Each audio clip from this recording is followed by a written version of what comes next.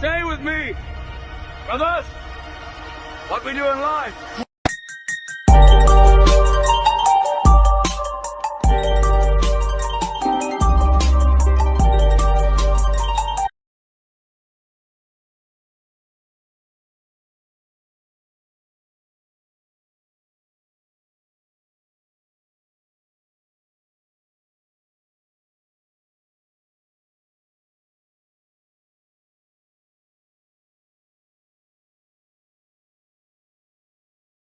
Today, a stunning new report out from the State Department. It details a decades-long Cuban influence campaign right here in the U.S., targeting U.S. politics. The report says Havana has been using ideological networks and organizations there to advance its agenda 90 miles away off the coast of Florida and undermine Western ideals. Secretary of State Marco Rubio calls Cuba, quote, the leading sponsor of radical leftism and third worldism in the U.S. So let's bring in Tommy Pigott. He's spokesperson for the Department of State. Tommy, this caught our eye from this report here at Fox News. Take a look. These are just some of the organizations implicated in this Cuban influence campaign, all of them American groups. Code Pink, ICAP, the People's Forum, Democratic Socialists of America, National Lawyers Guild, National Network on Cuba. It's one thing to say that the Cuban regime poses a national security threat to the United States, something you and the Secretary say all the time. It is another to say they're actually interfering or trying to interfere in the U.S. political system. Well, the National Network on Cuba, for example, issued a rapid response plan calling for agitation and resistance, publishing the location of ICE facilities, of military installations. That gives one powerful example of this network. We also see from Cuban-linked groups, we're seeing fomentation of protests and other violent activity. And then we see other Cuban-linked groups then bail those that are in jail for violent activity, bail them out of prison to release them back onto American streets. This report details a decades-long influence and espionage campaign that continues to this day and really is an untold story. It's a story where we hear bits and pieces here and there, but presents this as the network that it is linked to the Cuban regime, both ideologically through logistical support and as the nexus, the node of a network of far-left extremism that is undermining the security of the United States of America. And kaboom on that one. How is it going out there, my fellow world patriots? It is indeed Monday, July 20th, 2026. And if you guys are taking notes, to quote my co-host here, things are cooking right along. I think I did mess up that quote, but we're cooking here, guys, and there's absolute fire coming out from the administration in these last couple of days, especially. So let's bring in Mr. Mac and MaQaveli, sir. How are you doing today on this fine Monday? Are you enjoying? What's your comfort level? Oh, I'm enjoying the ride right now. There's a lot of things coming out. It's tough to keep up, but it's been a great week. Again, great to be here. Appreciate everybody that tunes in. Thanks to the mods. I mean, Marco Rubio has been on fire. Stephen Miller, the State Department, obviously is with Marco on this, and they released some stuff I'm sure you're going to get into here in a sec. Oh, so huge. Identifying Cuba is huge because they're literally our closest neighbor outside of borders. So, True. yeah, True. And we did have that incident in the Cuban Missile Crisis back in the day. It doesn't seem to have been resolved completely. That old little thing. Yeah. I'm gonna bring you, and I'm not playing this whole thing. I'm gonna go back to about 40 seconds here, 22 seconds, I think. And remember, that clip that we just played for you guys was from the State Department, and also, just so you guys know, that clip at the very beginning, they had the Top Gun music on there, so I wanted to be able to keep that inside of there. But I get a little bit of a flashback for you guys. Here's about 30 seconds or so. Keeping in mind, remember, shortly thereafter, a couple years, 2 or 3 years after this, we had Pizzagate, right? Remember that debunked situation? Because all this stuff was fake and it was all made up. Well, let's see what we're talking about here, Mike. Good morning, Savannah. There's an old saying in Washington that the cover-up is worse than the crime. In this case, both parts of it are disturbing. Allegations of prostitution and pedophilia, and allegations that those crimes were somehow covered up or not looked into. So the State Department this morning is having to respond to those claims and those investigations of misconduct by State Department officials, including by an ambassador and security agents attached to then Secretary of State Hillary Clinton. And the allegations are that these investigations were whitewashed, quashed altogether, and that those orders came from high up. Flashback. Came from high up, Mac. Remember that old gag? That was an old clip we've played a few times throughout the many years here, but it's just wild, the things that they were allowed to get away with prior to President Trump coming in here. I mean, absolutely disgusting. Let me see.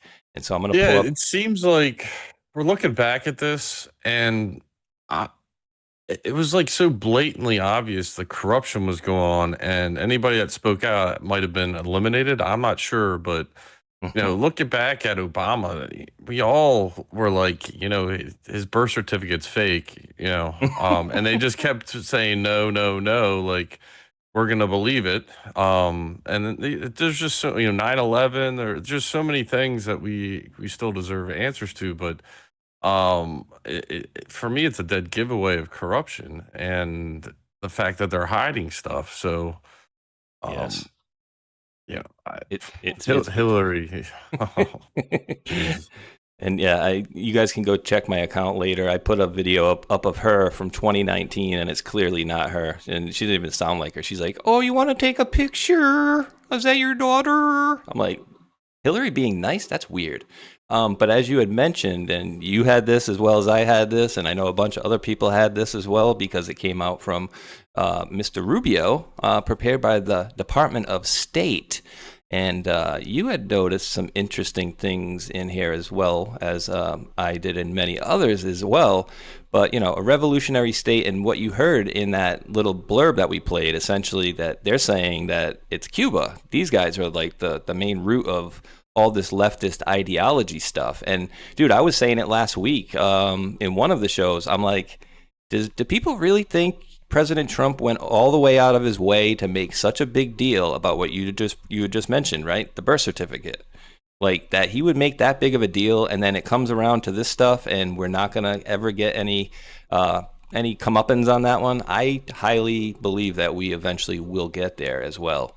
But as I scroll down here, bro, I could go right to the page here, but I just wanted to show some of the folks the things that are going on here.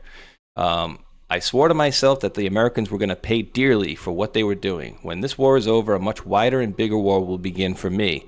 The war that I'm going to launch against them, I'm saying to myself, this is my true destiny. Fidel Castro in a letter to his aide and confidant, Celia Sanchez, in 1958. So they, like Mac, you had mentioned, they're very close to us. And one thing I was not aware of until somewhat recently is that their intelligence, their human intelligence is very, very strong. Like I had no idea that they were that strong. But I'm not an expert on. Neither did I. Yeah, right. I'm not an expert on Cuba, but tomorrow evening I'll have Mike and Ghost, and of course Mr. Armando Gonzalez, who does have a lot of connections to Cuba and knows a lot about that stuff. So we'll get more into that. However, stuff. Oh, okay. Go ahead. Looking back, I'd say the educational system, like universities, might be a good spot where you might see huge a commie Cuban. Or a communist in general. So I think the universities have even, I think, are on the list here for destinations of gathering points for spreading of this movement of communism. Yeah, so 100%, dude. Absolutely.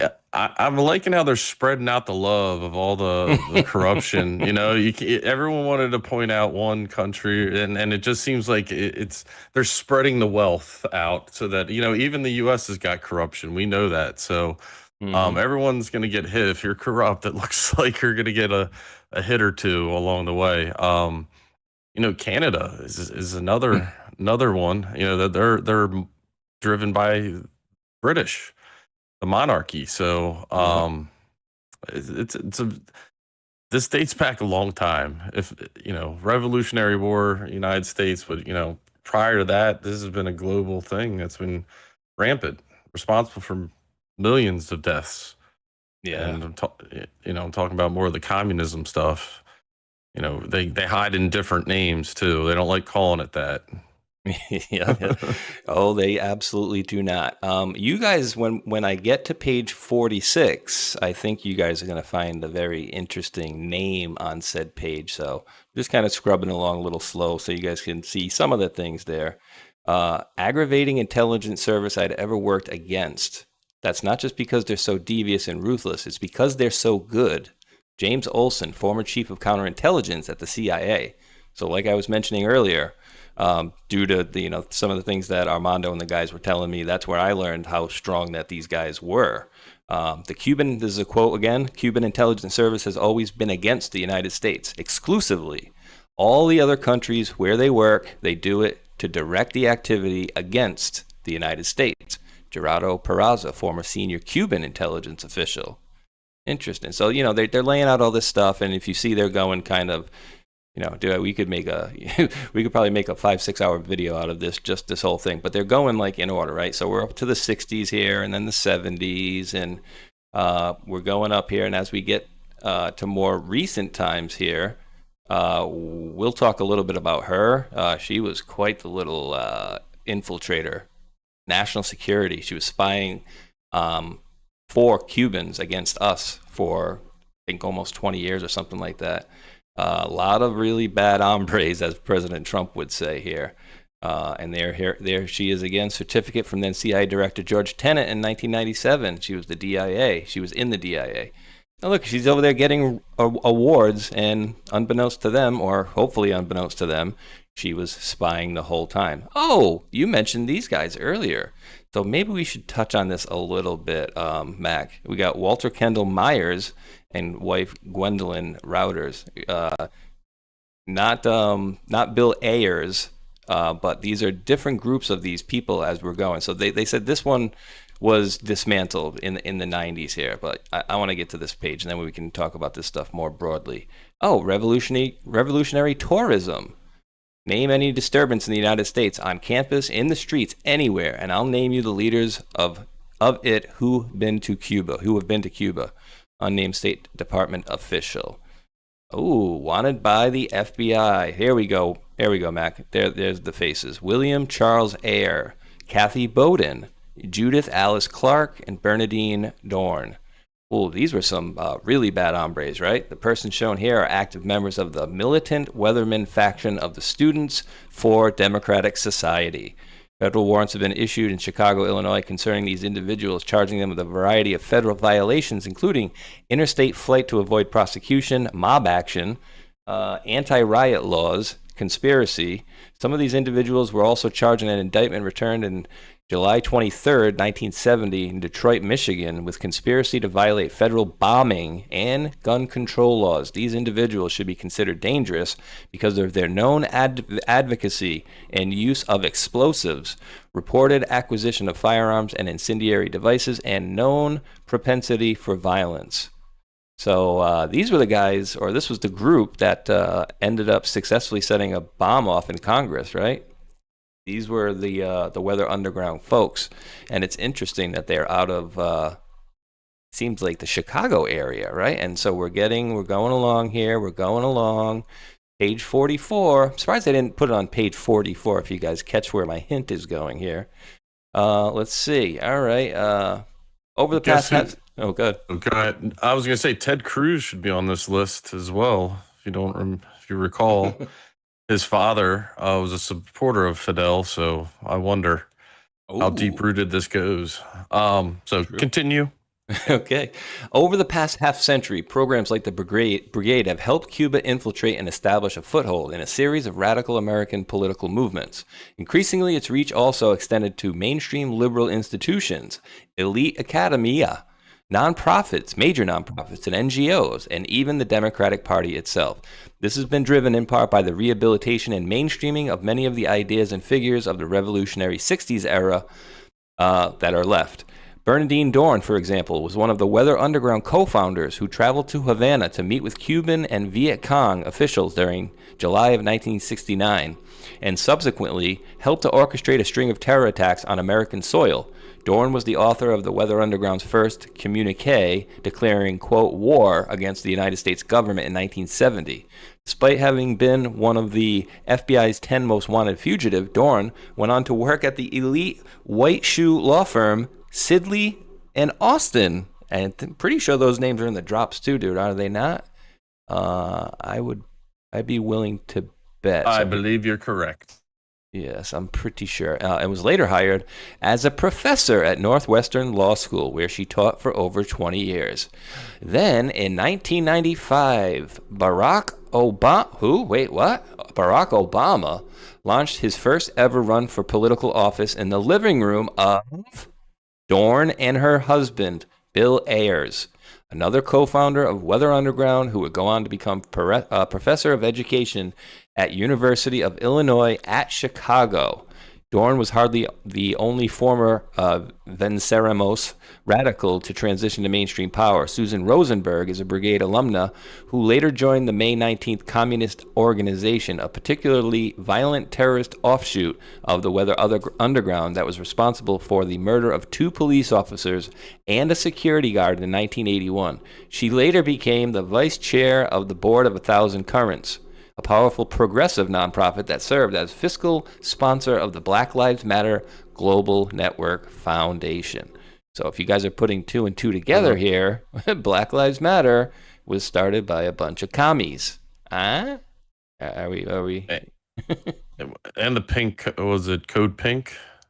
There's a list they showed on Fox today. I don't know if you have that clip. Oh, I got so many clips. But this is I mean, basically they're calling out Obama for being a commie, and it's crazy that James Comey was a communist early in his life. John Brennan, Bill Clinton. I wouldn't be surprised if Hillary was confessed as well. But I know that they had it's been publicized that they had admitted to that. And it just runs deep, and it's been like people thought it was not even in our country anymore, and it's been around forever. Just they're very, very slick about it. Yeah, big time. And it even goes on here, and talks about some of the current folks that we got watching us in California. Let's see here. So we still got some patriots left out in California. That's good. I know that there's some military bases and so forth, but I've heard it's been cleared out. A lot of people ran away. I know some people have to stay, but glad that we have some patriots still out there. Maybe we can save that state after all, eventually. I think they're gonna do it. I think it's been a little bit of a sting up. I really do. Yeah, it was Spencer. Yeah. Oh, there's a seal. I just saw a seal. Remember that video? It's like, I can't really see it, but yeah, there it is. And funny too. Mr. Anderson lives, right? He writes, Brennan, the Muslim sword swallower. Can't wait for justice to find him. That's right. Yeah, Mac was correct. He was a commie, and then he went and turned into a muzzy after that, and learned. He even made part of his speech in Arabic that you can look up if you are so inclined to do so. But yeah, so here we talk about, Obama and how, his campaign was essentially started in a communist terrorist friggin' living room, right? And then it says the brigade's alumni roles also include not one, but 2 mayors of Los Angeles. The first, Antonio Villaraigosa, served as mayor from 2005 to 13. Prior to that, he had served as Speaker of the California Assembly. The second, you guessed it, Karen Bass, the current LA mayor. Bass was a leading Venceremos organizer in Southern California and visited Cuba as frequently as every 6 months, according to an interview she gave in 1996. She would go on to serve as Congress, where she chaired the Congressional Black Caucus and was widely considered to be one of the finalists for then-candidate Joe Biden's vice presidential pick in the 2020 election. Dude, he might have been... And dude, how does this slip through the cracks? You got to be questioning this. Like whoever, unless this is like controlled demolition, they had to wait till this moment to do it. I hope the people let it slip through the cracks pay the price, because that's just crazy. I mean, it's like blatantly in your face intel that, you know, should have been public. But yep, they swept it under the rug. But you know, did you get the feeling as I did? Because I think a lot of people were noticing that after Joe Biden picked Kamala, it was almost like they were fighting with the Obamas, like the Bidens and the Obamas, right? I don't know if I'm remembering this wrong, but it seemed to me they weren't getting along. Trump pointed it out. You remember in The Truth, he said it was a coup. And essentially, Yes. the communists took over the Democrat Party there. I think that's what he's insinuating, and I would probably think that's a literal thing that occurred. Right. A lot of blackmail and all kinds of stuff, and you know that's never really happened. They always go to the Democratic National Convention, and you remember Bernie was like the first one that got robbed with Hillary. He got a house. And then this one, they just didn't even have a convention. The first one with Hillary, I think they just stole it from them. They're like, nope, it's going to Hillary. And then this one, they're like, we're not even going to have the convention. So that just shows you the political process was impeded, and that's a coup to me. Pure definition. Yeah. Well, absolutely too. And you bring up something from a couple weeks ago. Remember, like, and how big that was. I don't even know if it was last week, 2 weeks ago, or 3, but like the Seth Rich stuff coming back into fruition, right? And that was all stemmed from Bernie, essentially. Remember, he was a Bernie bro, and he saw what they were doing, and he didn't like it. So that stuff's coming back into the fold here. And where I was going with this here, dude, is, you know, we're talking about Mayor Karen Bass, right? And it says, according to Peoples, you know, she was basically the number one to go in there with Joe Biden. But as we know, he picked Kamala Harris. But if you look at the setup here, I believe it was to set up the communists to go in there. And so I don't know politically what the difference would be between Kamala Harris and Bass, but it's optically he went against what it looks like to be the communist plan there. So, you know, part of our plan, perhaps, that they put Kamala in here as a complete doofus there, obviously to make him look even worse. And then what does she do? She picks a person that's even more ridiculous than her that I never thought existed. But then, you know, that was Tim Walz. And then what do we find out? Well, a bunch of fraud going on in Minnesota. So, I mean, this has just been one big wake-up call for a lot of us here that, you know, we've seen a lot of this stuff, but they swept up so much of this for years. And getting people to take notice of it, it's almost like difficult because, you know, when this stuff gets laid out, the people on the other side, they think this because I know I've been trying to wake up one of my buddies. He's like, oh, Trump's just whining about the election again. And I think, you know, because we've talked about election interference and election fraud and this, that, and the other so often over the last many years, it's almost like the whole racism thing was a few years ago, right? Everybody just pushes around the racism word, and then therefore it starts losing its meaning. And so now when they hear it, they're just like, oh, well, Trump did this and, you know, whatever.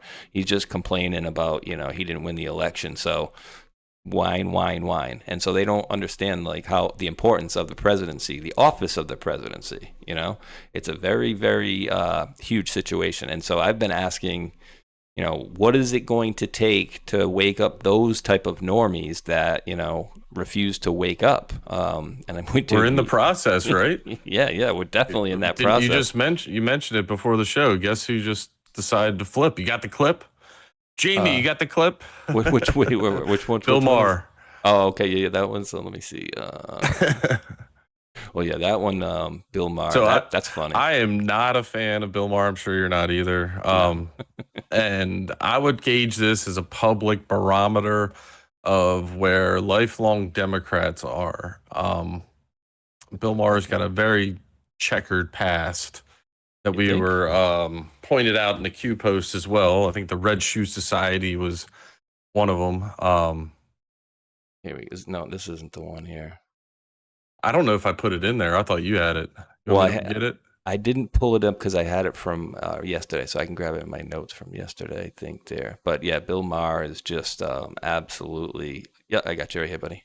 Ding. You got it? I found it. Democrats are cowardly. Yeah. He's just... And again, you know, to Mac's point, Mr. Kid Love production, right? So let's not think that this dude is just getting a pass on everything. Let's see what we got here. All right. Democrats are cowardly. Yeah. They're cowardly. Their party is being taken over now by, you know, every day I hear about a new, very radical. I feel very good about like 10 whenever years ago Like, I did lose fans because, I wasn't going to go along with some of this crazy stuff on the left, too. I didn't change really on what I thought about the right, but I can't sit and just not notice stuff, which people seem to want to do because it's all about my team or your team. But, yeah, there's some crazy stuff, when we're cheering for the Intifada. I'm out. Well, I don't know if you saw Jay Clayton is nominated to be the head director of national intelligence, had a hearing. Just had a hearing. I'm on vacation. And he was asked. Which, dude, that was absolutely hilarious, that Jay Clayton thing where he refused to talk about the 2020 election. Like, who won that? And he's like, yeah, we're not doing this. He's like, well, we talked about this yesterday. So he was very combative, especially against Ossoff. I loved that, absolutely. But dude, yeah, people are starting to see it, and again, to Mac's point, we're not giving Mr. Kidlove production a pass. And remember, he was also trying to do the what? Remember the whole video he did with him at a computer desk with the hoodie on, and he said how he was Q and and this, that, and the other. I just thought it was absolutely hilarious.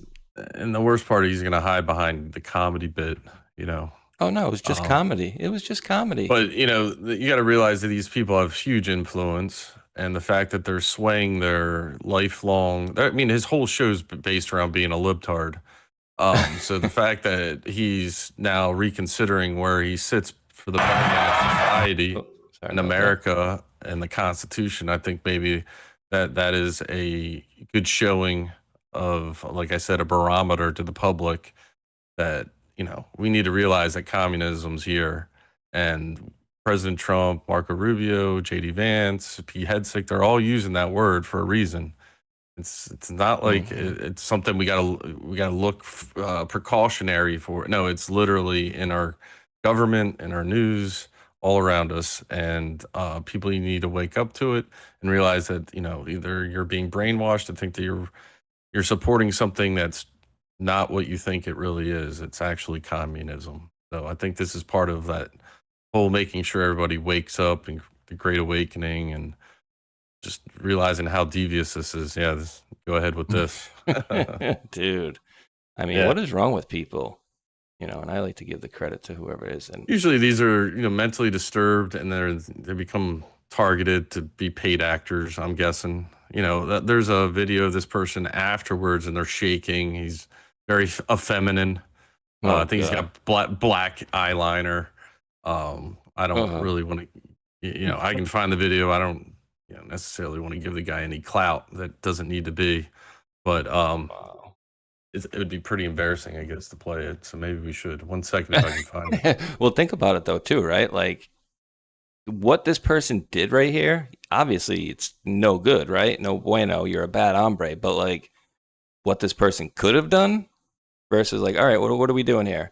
All right, we're going over. We're dumping a bunch of, accelerants on the ground at the stairs on a bunch of concrete stairs. It's like, oh no. Oh my God. Oh my God, that cone might catch fire. Like it could have been a lot worse. So, is this more, signal/noise type of stuff going on here? Never know. Well, I never know. Let me see. But here we go. A makeshift. I might have a clip of that in this article, Mac. I don't know if they're going to play it here. Let's see. The alarming I scene unfolded this morning and was all caught on camera. Tonight, the NYPD says the suspect is an anti-government extremist. He's been identified as 43-year-old Andrew Arabaka, a U.S. Army veteran from Poughkeepsie. He is now under arrest. Investigators say he was armed with a machete, several knives, and an airsoft rifle. And officials say that he was okay with hurting or killing people, no matter if they were ICE officials. I mean, dude, you got to have the airsoft rifle with you when you got your, accelerant and knives and seriously? And did I hear right? Army? Huh. So again, could be somebody with mental issues that just went crazy because, hey, if you want to go damage this building, what are you going to do? Oh my God, that poor cone. Like the fire's going to spread to where? The concrete pylons? Like the bushes right here? So yeah, while it is a no good, of course, we don't want to have people starting fires. That could have been a lot worse had this person, done something. I found it more worser with it. If that's good math. More worser. That's worser. I strive for good good words. Here we go. All right, let me find it here. And apparently this keeps opening up the actual app itself for me. Uh-oh. He effing what? Uh-oh, here we go. Did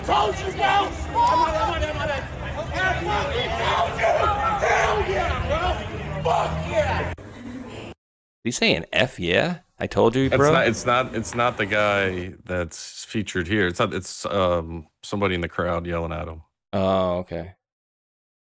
Yeah, he's definitely effeminate for her. No eyeshadow, I don't think, but that earring. I fucking told you so! And the way he was talking. Yeah, that's just, ugh.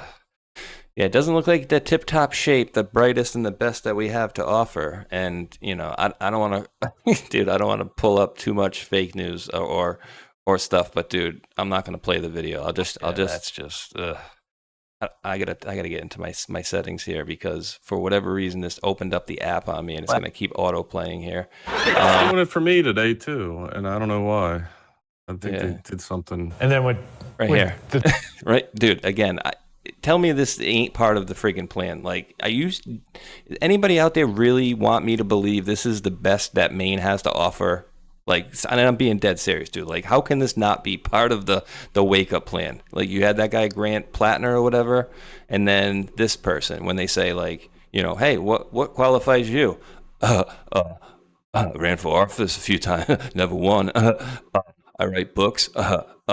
So this person has no stage presence as far as being a confident person, very nervous. And then what qualifies you to be a friggin' senator? I write my own books. I make my own music. I wouldn't lie to people. I'd be transparent. And that's you being transparent? So yeah, dude, I figured I want to get your comment on this person. He gets his periods through his rectum is what he was quoted as saying. No joke. There's an article about it. So come on, dude. Look it up. Dude, what is wrong with people? Yeah, I made a meme about it saying that he now says he's pregnant because he's not bleeding out of his rectum anymore. Okay. I could have a pretty few nasty jokes to go with that one, but all right, let's not do that one. Okay. Got that one. This one, I think I'm just gonna go from the top here. I thought this was interesting. I think you had dropped this as well. This Palantir story, dude, was pretty interesting, right? Did you drop this as well? Very. Yep. Yeah. So this guy, Mr. Ali, I'll just say, says Palantir sells governments a war room that cost it millions a year, probably close to billions, my guess. So a guy named Ellie just rebuilt it, put it on GitHub, and gave it away. It's called World Monitor. Open it and you get a live 3D globe with 500 plus news feeds pouring in across 15 categories, all summarized by AI as they land. Military movements, economic shocks, natural disasters, cyber incidents, flight paths, shipping lanes, plus 56 different map layers so you can stack on top of each other. It scores 31 countries on a stress index and updates the number as things happen. It watches 29 stock exchanges, commodities, and crypto in one panel. It runs through local AI through Olama, so you can use the whole thing without a single API key. Native desktop for Windows, Mac OS, and Linux. 25 languages, works out of the box after one clone. All right, I don't know what one clone means, bro, but let's see if... I tried to open it up, and then I was like, it showed a bunch of links. I was just like, I'm not clicking on any of this stuff. I don't know if you gave it a go. No, I didn't. I was gonna entertain it later. I was gonna run it through like Grok and have it run through its certificates that might be and a stuff good like idea. that. Yeah, I did that with a Podclee yesterday. There's another GitHub app that they made, so I could pay some company like, you know, it's ridiculously expensive to run my podcast through it, and then it would say, okay, I'm gonna pick out 10 shorts that you can upload to Rumble. But this other one has a free thing. But I also did do that with Grok, and it will do that because it says to me, I say, well, is this safe to use? Like, has anybody reported on it? It goes, no, what you could do is go to the website and do this. I'm like, how about you do it? And it was like, oh yeah, 1 second. And there was like, yeah, it looks good. No problem. Nothing in the code. I'm like, how the hell would I know how to read code? Like, it's telling me to read code and see if I notice anything out of place. I'm like, yeah, okay. So I don't know if this guy has anything in here. He's going to say anything, but they're just kind of showing different stuff. I mean, it would be cool if we can get, we can get the stories that we want to cover. And it looks like we got a search bar up top that the folks in the chat probably can't see too well. Here we go. Just know that there's governments and agencies that have software like this that's like basically cheating the real world. Like, get the whole world at their fingertips. Right? Unless you want to pay $1 million, I don't even think you can get access to it because you don't have, you're not a government or you don't have the clearance. So this is wild. Yeah, somebody had something like that in the comments too. And here's I'm sure the elites have stuff too that monitor things like this. Monitoring of the web has been going on for since its conception. So you just wonder, what's out there. I'm putting in the chat if you dare. I'm just putting in there again. Caveat: I've not run it through anything to check if it's clean or whatever. But there it is, the link into the YouTubes and over onto Rumble. And let me just put into to the wonderful folks over at Pilled. Here you guys go. There's that link right there. So World Monitor is the open source equivalent that actually works. The moat is just have it. And so, with the way all these AIs work, Mac, too, is as far as I understand, and I've seen different stories, and I understand what they mean to a certain extent, but like to run these AIs, these people need like tokens, right? And even the employees at these places get allocated a certain amount of tokens per month, day, week, whatever it may be. And I'm like, well, what does a token cost a company to make and then sell out to people or give out to people? Like, that's what I don't understand. Like, why can't they just make it free use? Is it the energy that it takes or the power that it takes to use it? Is that why they charge people? Like, that's the part I don't fully understand about it. And I'm never a big crypto AI type of guy, but maybe I should start doing some more research on that stuff, huh? Yeah, I don't know anything about it, to be honest. I don't know nothing about that stuff. All right. Let me see. All right. So we were talking a little bit about Palantir here. Wait, was this one? Was this the one? Make sure I got the right one. President, one way or another, we have to get. Oh yeah. You got this one, and then World Monitor Koala. Okay. All right, moving on down the line here, dude, where more very interesting things are coming out, dude. Yeah, she posted this yesterday. Great. And we've been talking about that recently too. It's been crazy. Well, his, even the last few years, I would say even since our first few shows, we've talked about senior executive service on and off for at least the last few years. Yeah. Mm-hmm. Definitely, and the symbolism being with the keystone. I was just gonna say it's very key. It's very key. So Catherine Miss Follow the Pen Herridge here says, prosecuting the shadow government, multiple criminal statutes are relevant, abuse of power, violations of ethics, senior executive service, dereliction of duty, transparency falls short without accountability. So remember when President Trump was trying to pass the law so he could fire people that were basically unfireable? Well, in my opinion, it was mostly about these people who were essentially folks that are above. You got to remember, like, even the Attorney General, FBI Director, from what I understand, all have an SES person above them in each one of those positions as well. And so this was done back in whose administration? Yeah, we're going to get into more of him later, too. Mr. Carter, and this senior executive service was started by Christine Marcy, who happens to just be Field McConnell's sister, of all people. So that was an interesting deal back then. But what it says is the senior executive service members are subject to strict federal ethics laws, including rigorous financial disclosures, OGE Form 278, the Stock Act for stock transactions, and post-government employee restrictions. Violations carry severe consequences, including criminal penalties, fines, termination, and disbarment from government contracting. So I think they definitely need to start getting rid of all of these MRFers, the shadow government here, and his prime And time the address. person that was revealed that did that was Nikki Flores. Yes, she actually said it right here. I'm running a shadow government across the FBI at this point, right? I mean, she works for Microsoft now, and that kind of, there seems to be a trail where Microsoft might be sharing national security secrets, possibly, with foreign entities, giving their reach of their computer products. But hey, what do we know? It's alleged. What do we know? What is this?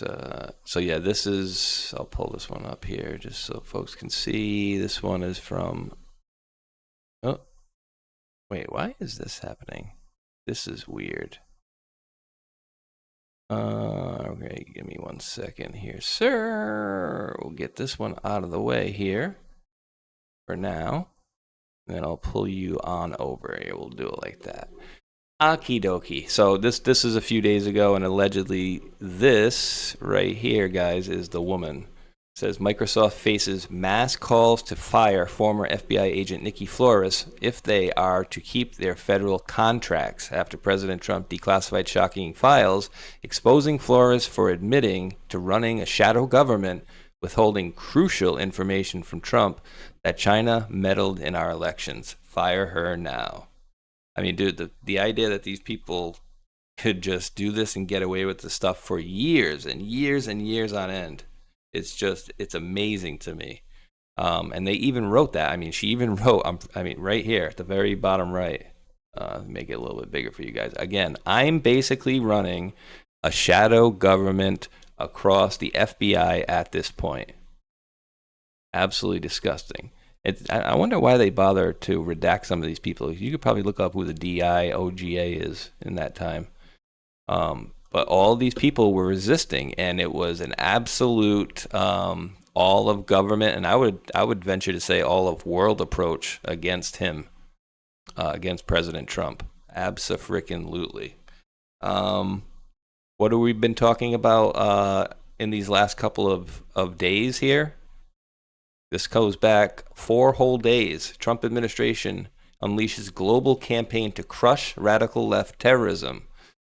Today, the President Trump administration convened senior officials from governments around the world. That's interesting. To launch an unprecedented global offensive against the transnational threat of radical left terrorism. How about later?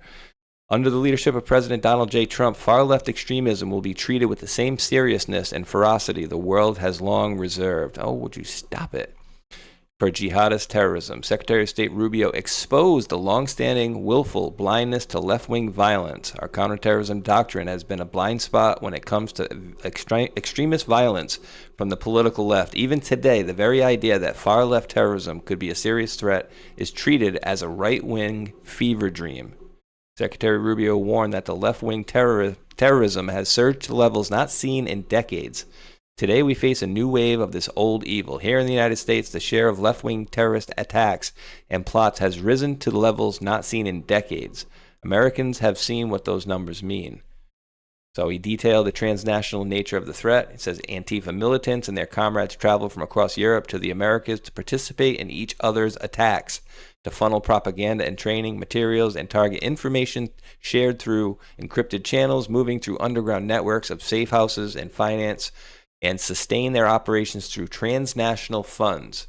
Secretary of the Treasury Bessent announced powerful tools to combat illicit funding. At President Trump's direction, Treasury is expanding its efforts to identify organizations that abuse charitable and nonprofit structures as vehicles for illicit finance. We are examining where tax-exempt status has been exploited, where charitable entities have become financial conduits for foreign influence activity. Said he vowed to dismantle the financial infrastructure sustaining left-wing terrorism. And he's already put a lot of these, dude, I don't know how much money he's already taken from what was that, 848 or 818? 13818 or 13848? Did I get either of those right, Mac? With the serious human rights abuse. 1-8's the abuse, and then 4-8's the foreign interference, or 3-8, excuse me. 13848, right? Gosh, you got me confused now. So many executive orders, so little time, right? It is 13848. That's the one for foreign interference in an election. Yeah, so I mean, dude, and there's so many different ways you could take either of those, really. And then the other one with serious human rights abuse of people that they are freezing their assets and have already frozen, I would say billions, if not trillions, in assets already.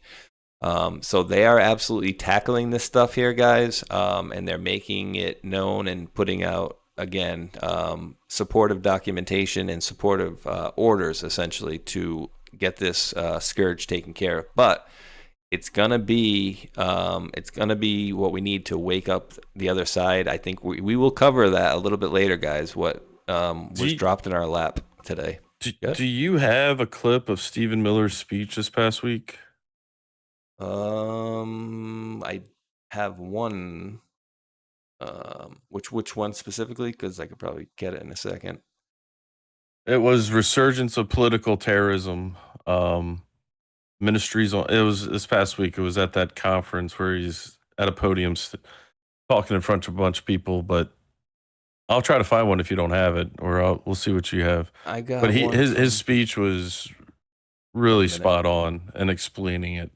But go ahead, yeah, play it. Might be this one here. Let's see. This is only a minute, so. During a speech on the resurgence of political terrorism in Washington. Yeah, talking about Antifa. I mean, this dude, I love this dude. I love him for his sharp wit and brain. To subjugate, to oppress, and to inflict pain and suffering. It's not a coincidence that when you look at these violent Antifa demonstrations, you see any photograph of those who were assembled. To be blunt, not one of the people that is demonstrating looks like a normal person. Not one looks normal. They're all deformed in some way, in their appearance, in their dress, in their mannerism. Why is that? Why? If you look at two photographs and you see a normal American street, you see an Antifa protest. Why do the people that are violently demonstrating, why is there not one normal-looking person among them? Every one of them, through the course of their life and their decisions, has scarred their body and their appearance in many different ways, to the point in which their outer appearance becomes a manifestation of their inner hatred. Trust your instincts. To all people and across all civilizations, you know what normal is. You know what beautiful is. You know what good is. You know that families are right. You know. Well said, dude. I mean, I just put another clip in there. Yeah, it was. He tore it up. It was great. The outer manifestations, right? Like, because they are screwed up, dude. And I've been saying this. A lot of us have been saying this for a long time. That they all look like weirdos. And that could also symbolize a religious or a cult kind of mentality, in trying to summon your inner whatever it is he's talking about. So if you make it outside, then you become a manifestation of whatever you're trying to manifest. And these people believe in this weird stuff, so I wouldn't put it past them. No, absolutely not. Many times in many places throughout the years, and Secretary Rubio has provided you many examples. Left-wing terrorism always ends in bloodshed, misery, and suffering. It only can travel in one direction. There's no point at which the left-wing terrorist is satisfied with his gains and ceases progressing. Inevitably, left to run its course, it always becomes a gulag. It always becomes the mass imprisonment of political enemies, the stripping of their rights and freedoms, inflicting immense pain, humiliation, suffering, in order to establish complete and total control. Control through psychological and physical and actual terror. And we have to understand that that is the scope and the extent of the threat that we face. And as Secretary Rubio also pointed out, this is an international network. Antifa, as an example, operates in dozens of countries all throughout the world. They share common networks of funding, organization and information sharing. And so all of our intelligence agencies and law enforcement entities should be collaborating and coordinating and working together. Absolutely. Should be working together. Get rid of these freaking weirdos. And I think that's what they're implementing with all these countries, because that's in front of a bunch of global leaders. Him and Marco spoke this past week in front of them, addressing this problem, this terrorism. So I wouldn't put them past, military intelligences, trying to put together an interoperability plan to share information so that they can take out the globalists, the global communists that are plaguing this world. 100%. And that's let's say the ministerial on the resurgence of political terrorism. Yeah, absolutely.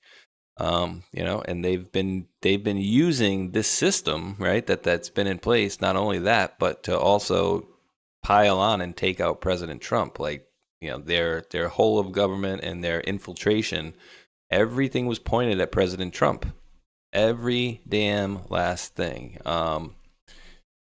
And I got so much more on elections too, but I so want to pull out that Rand Paul thing so badly right now. but I got more on election. No, I know it's our show. But we got more on election stuff to take care of. But definitely don't miss the Rand Paul stuff later, guys, because I don't know. I feel like that could be something here. Talking about what can be done, Treasury, Besant, and people. What can they do to some of these people? Directo a Mexico, a program run by the Federal Reserve Bank of Atlanta, uses government resources to subsidize and help illegal aliens transfer cash to Mexico. Real Donald Trump should move to shut it down. Directo a Mexico. So the Federal Reserve Bank of Atlanta was using government resources to subsidize and help illegal aliens transfer cash out of our country to Mexico. I don't know about the mission statement, Mac, but Federal Reserve, don't know that that's part of what they should be doing here. I could be wrong, but here we go. Why does this keep doing this? Block. This is weird, bro. I'm telling you, this computer is haunted. It keeps opening up things, but it's not showing me any. Am I on full screen here? What the hell happened? Weird. All that was gone. But Trump administration activates never before used alien terrorist deportation court. I touched on this a little, I think, yesterday. Mac, have you heard about this? Yeah. They're pulling folks out of here and they're using this stuff that's not been used, I think, ever. It says Trump administration has activated secretive and never before used legal process to quickly deport foreign nationals deemed to be alien terrorists or their immediate family members.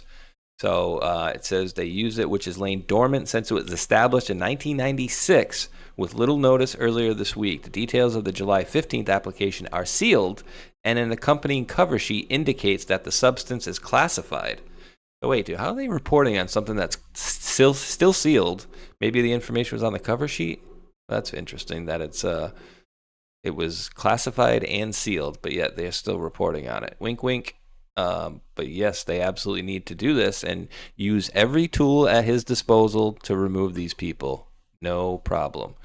I got more. I don't know if I need to cover this now. No, I don't need to. We already covered that one.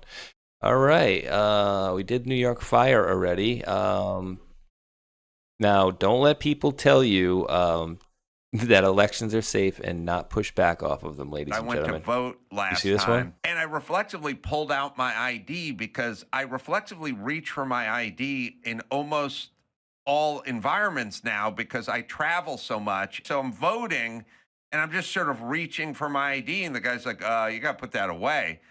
And I was like, you don't need to see it? He's like, no, I can't touch it, And then he starts asking me questions about my address and how do you spell that and what was the number again on that, and he keeps screwing it up, and how do you spell your name? And I said, why don't I just show you my ID and you can just get all this right off my ID? And he's like, I can't look at you got to put I can't touch the ID. That's right. And I'm like, it's the only place left in society where they shun the ID. Everywhere else, you need the ID, and here we shall shun you. in your ID. Right. You're That's absolutely right. insane. It's crazy. And I mean, I'll tell you one of the things I'm here for in California.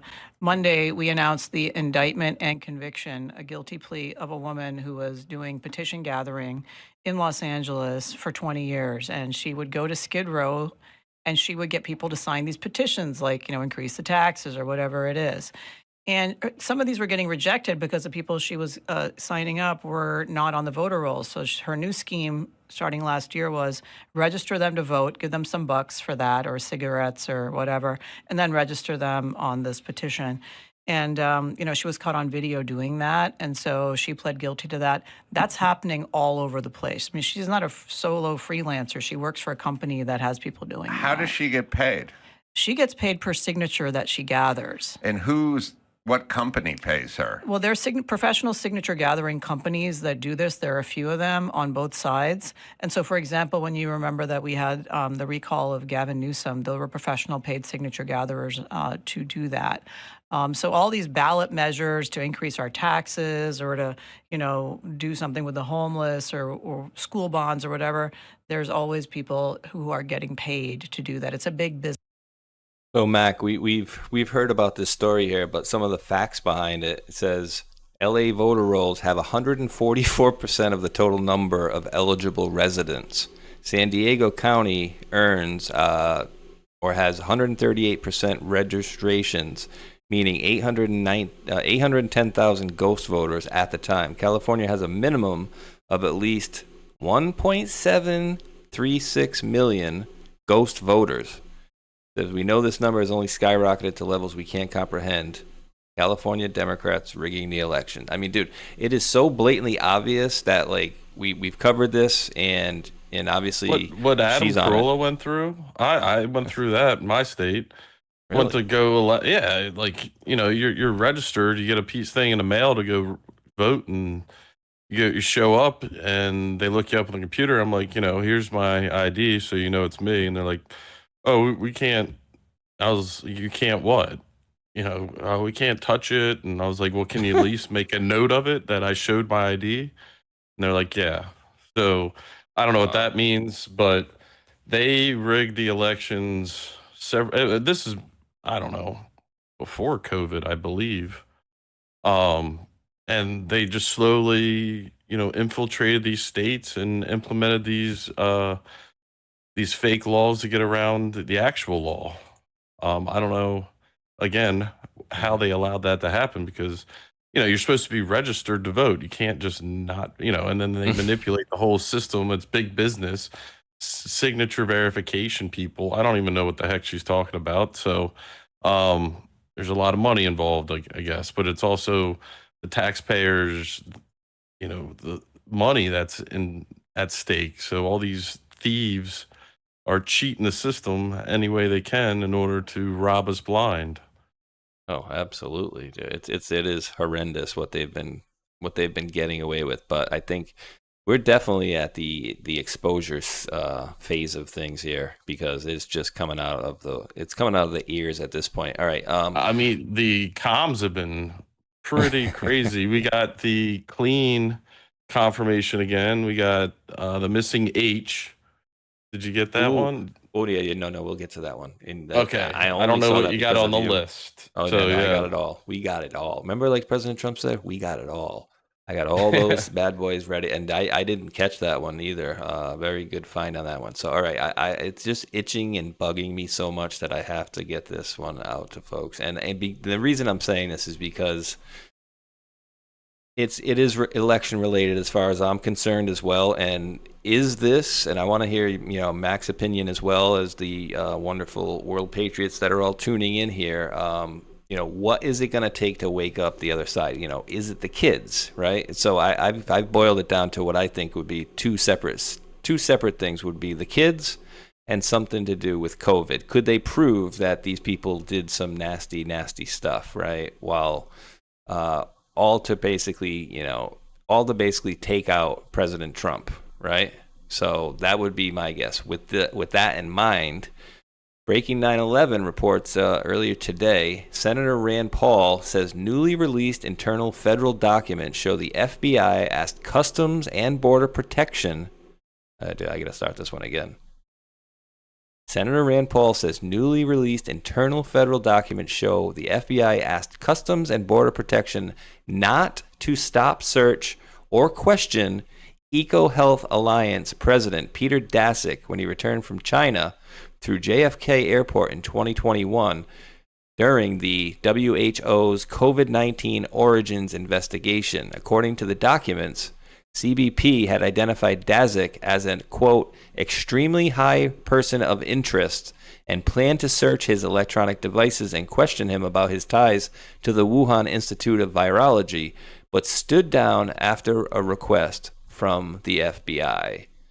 So I wonder, like, wait, what was being pulled in here? Are they talking about well after the COVID has been out to people? Are they talking about he brought in information, or are they talking about he brought in a virus or something with him? Like, why not? What is the screenshots show? Maybe we can pull some info from that. I don't know if you can blow that up. Well, these are from September 3rd, 25, and then it says sent here February 4th, 2022 to 21. Yeah. Oh, sorry. Thank you for that. 2021. CBP, DHS.gov, all these CBP, DHS.gov, National Security Group, most of them the CBP. It says, please be advised, FBI New York requested we do not stop the subject below. Please contact me if you have any questions. So, Deputy Chief Officer, Joint Terrorism Task Force, U.S. Border and Customs. I mean, we could figure out who this guy is in 2021. What's the next screenshot? Boom. Dissemination. Please disregard request for inspection. Subject will be sent to the blah something for any requests. Good afternoon. Please consider the following subject for a TTRT exam. What's that? Go to the paragraph second to the bottom. Towards Daszak. Daszak, part of the World Health Organization WHO team that is investigating the origins of the SARS-CoV-2, the virus that causes COVID-19. Daszak is also affiliated with Zhang Shi, Batwoman. Oh, God, they even put Batwoman in this email. The lead virologist and researcher at Wuhan Institute of Virology, Chinese Academy of Sciences. SHI's areas of study include bats, viral ecology, viral entry, virus discovery, zoonotic diseases, virology, eco of pathogens. EcoHealth Alliance and Daszak have been working with Shi Zhengli for more than 15 years. Daszak is listed as a principal investigator on National Institute of Health, National Institute of Allergy and Infectious Diseases grants. She is listed as a grant on her resume, although she is not listed as a PI. Search of the grant revealed 19 publications, many of which were written by she, SHI. So was that person bringing in classified information about COVID, and were they investigating that person? It sounds like they weren't investigating, but they were preventing Customs from searching that person. So what would they be hiding? Exactly. Why would you not want them to be searched? I mean, clearly somebody went way out of their way to make sure to email everybody and CC everybody here. We do not. I mean, they put it in blue and red, maybe. Does any of the audience have any leads on this one, possibly? Yeah, I'd like to hear what the folks are thinking. What you all thinking out there? Let me stop him. What you guys up to in the chat? Bamlo says they thought about it, but if the FBI forced the FBI to stand down, what does that mean? Oh, higher ups. You know, you got higher ups. Always have higher ups. Leatherneck Piper.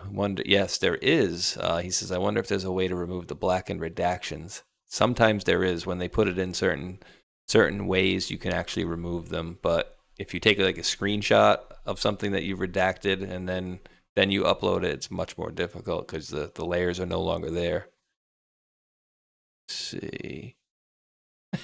Somebody's back with the representative from Maine. He gets his period through his rectum. No, I don't think so. I think that's because you're wearing a butt plug the size of a football. That was Freedom Fighter. That was a good one. Captured some of the jabs and put saline in. I mean, Leatherneck, that's a good question about the COVID. You know, I've heard white hats put in saline. I mean, they never produced SARS-CoV-2 in a lab that I know of. Nope. And that tells me something that's either fictitious or it was a weapon of some sort, and they're keeping it from the public because it's classified. You know, the bad guys were making sure it didn't get out to the public, but the good guys are making sure that the investigation occurs and then that it's disclosed, slowly, I'm sure, because this could cause a lot of angry people, I'm sure, including myself. Let me see here. Somebody was just asking, are we aware of an Epstein jet going to Mexico catching fire? Wondering what timeline you're talking about. Is that today? Palm Beach Pete? Dude, it's so funny that dude keeps getting he's getting paid doing it. He just keeps grifting off of it. I think he's getting paid by Stake, that betting website. Oh, really? Yeah, I mean, I don't think it's just some dude that looks eerily like him. Unfortunately, I mean, was it even a real person? That's what I want to know. Clearly. It's a bioweapon to be treated with another bioweapon. Yeah, essentially. Okay. Geez. DIFO. Yes, we can certainly. Yeah, there did seem to be components to this, how they were going to implement the weapon. 5G probably was part of it. Possibly the trails. Yeah. Or food. You never know if they put in some sort of nano stuff in our food. I don't know. It's the options are kind of endless, but the mitochondria was like side effect number one when I just figured out what was in it.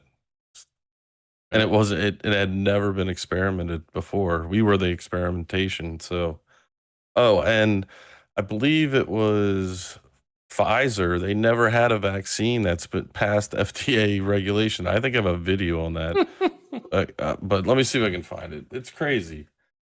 No problem. They're going to have to soon because they're going to start testing them. And we do have a prayer request here. Let me get back to finding it there. I know it was DIFO who's saying that they have to have, I believe, a heart surgery. Here we go. DIFO, D-I-E-F-O-E on YouTube says, "Hi all, I have a bypass surgery on my stomach on the 27th. Prayers are appreciated. COVID was the flu shot with Q, fever, gain of function." So yeah, DIFO, absolutely. Prayers getting sent out to you for your surgery there. And yeah, that thing, that COVID shot messed up so many people. I've heard so many women that have, let's just say, monthly issues.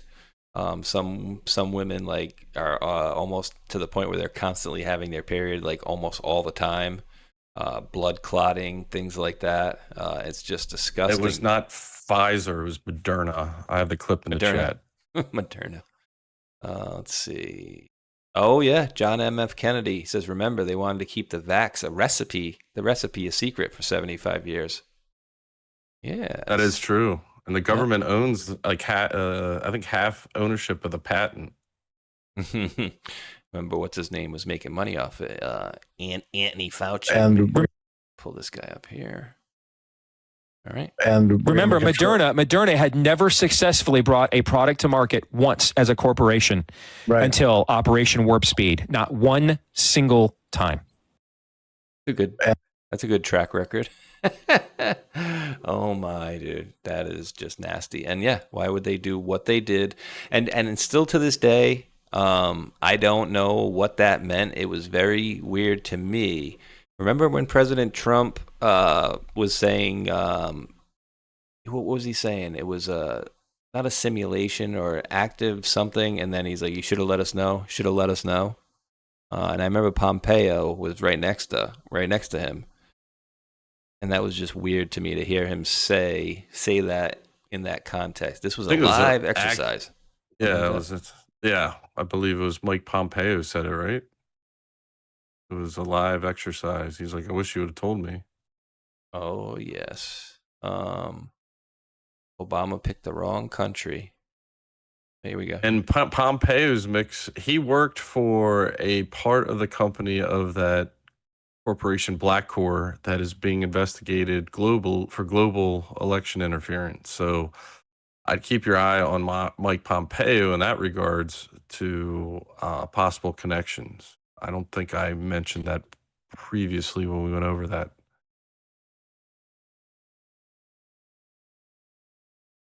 Your space I'm over here muted? muted. Yeah, I was muted. I caught it halfway. My question was that you didn't hear because I was muted was, what do you think Mr. Julian Assange has been up to lately? The whole thing with him being in prison. I actually been looking into what his activities are of late. And, with the Seth Rich documents being found in burn bags or something, looking back into that. And it's, let me see if I can find some of my notes, but WikiLeaks was a big portion of what was going on with the company. See, it was a company called Intertel that came out of, and this is from an interview I saw recently, and I have to go back and get the source for it. I'll find the it. Source. We have the site. That's what I was looking for. You have the source. We have the. You have the source. We have the. You have the site. We have the source. Jeez, that's what. And that's in regards to WikiLeaks back then. They were talking about them not controlling Julian anymore. When remember he was supposed to be in the embassy, but was he? You think? I don't know. I think he's. If this has been going on for a while, then he's been protected. But Pompeo again tried to put a hit on him when he was head of the CIA. So he paid his dues. The U.S. government wanted his butt. But I think we're going to find out that he was major proponent and help publicizing this cabal that's been rigging our systems and doing all kinds of weird stuff. I mean, what language came out of that? There were some interesting emails. Was pizza involved and hot dogs and chicken and stuff like that? So using code language, and then we have the recent Epstein stuff with jerky. Can't forget Pizzagate. And that they psyoped the whole thing. I mean, the guy that showed up to the place knew where the servers were to shoot. So if he was, we got to think about this. If he was mad that Comet Ping Pong was doing this and everything was supposed to be true, why would you go and destroy the evidence that might implicate the place that was responsible for Pizzagate or one of the main places? So they psyoped us on that. And the fake news media, again, was guilty on it, just like they are covering up the election fraud that they perpetuated on the American people. They helped with the coup, essentially. Again, we were ahead of the coup. President Trump was. He handed the military over to the government, or the government over to the military, excuse me. So we've been witness to a coup, but the counter coups, we've been always in control. Just the enemy's been destroying itself. So never interfere when they're destroying themselves. Yeah, we seem to be getting close to some stuff. So a lot of comms were pointing that way, and we're all on the edge of our seats. Can't wait. Yes. So we're moving our China. I think we did this one. Heritage was China. I just want to make sure I did get this one. Oh, speaking of Pompeo, remember when he was served a subpoena? Did that ever come of anything? Oh yeah, he was like on a. He was formally served with the lawsuit alleged he spied on WikiLeaks founder Julian Assange and visitors while he took refuge in the Ecuadorian embassy in London. He's accused of providing oversight for a criminal conspiracy to violate Fourth Amendment rights of American lawyers and journalists inside the Ecuadorian embassy. The CIA and UC Global director David R. Morales Gillian are also those listed as defendants. I never heard anything from that. So I wonder if that's caught up in all this too. Most of allegations against Maui County Police. This is just starting to play by itself here.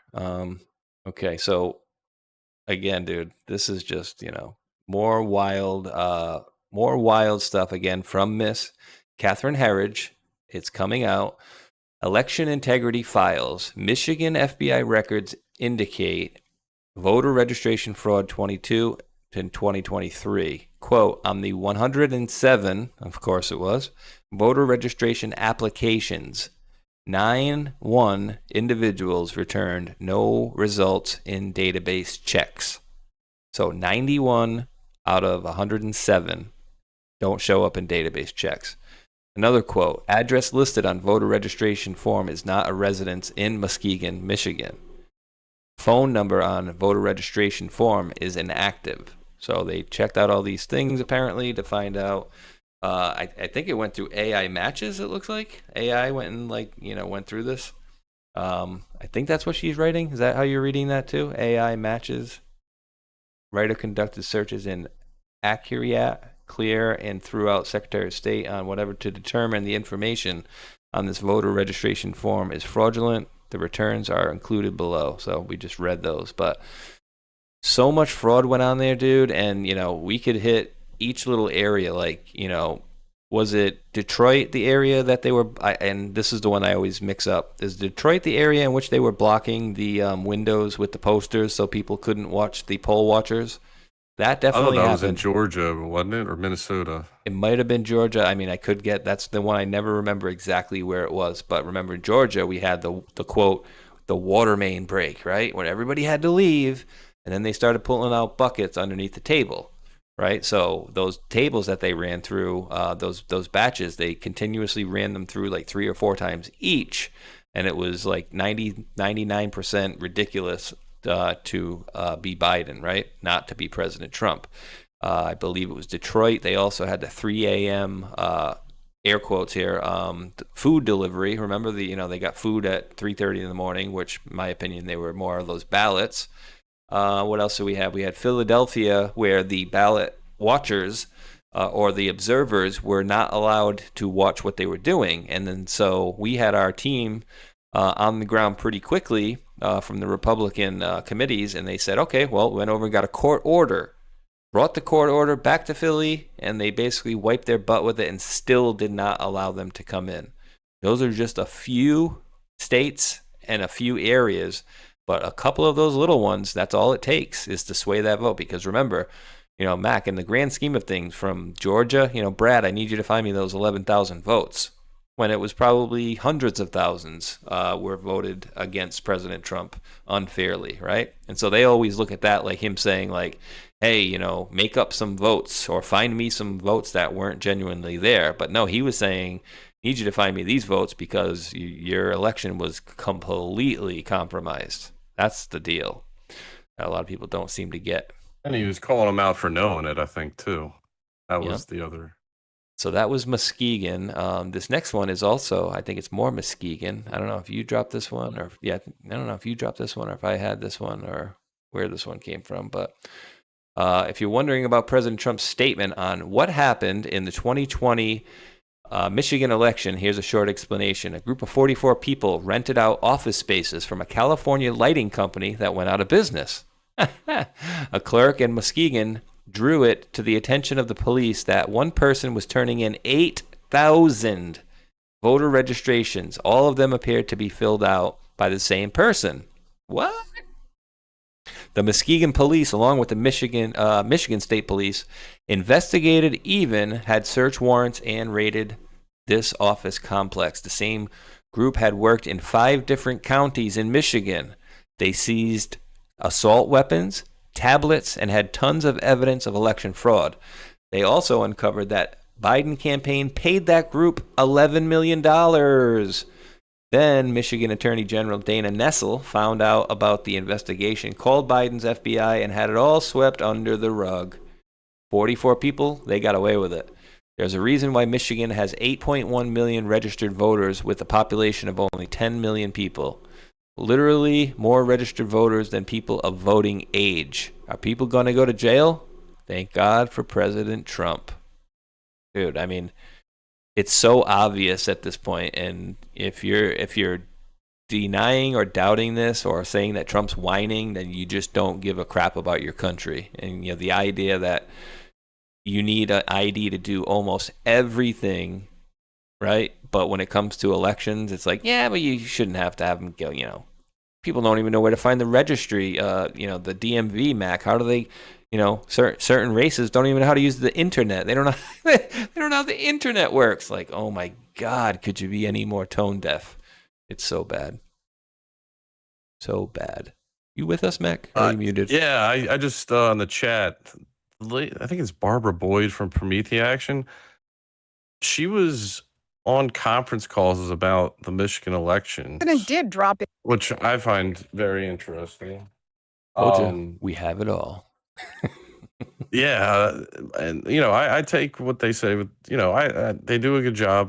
There are a couple things that rub me the wrong way, that they were originally founded by a communist from China, or that supported China, and then that their organizations like a 501c4, whatever it's called, or it could be dark money. Hopefully the dark money is being used for good.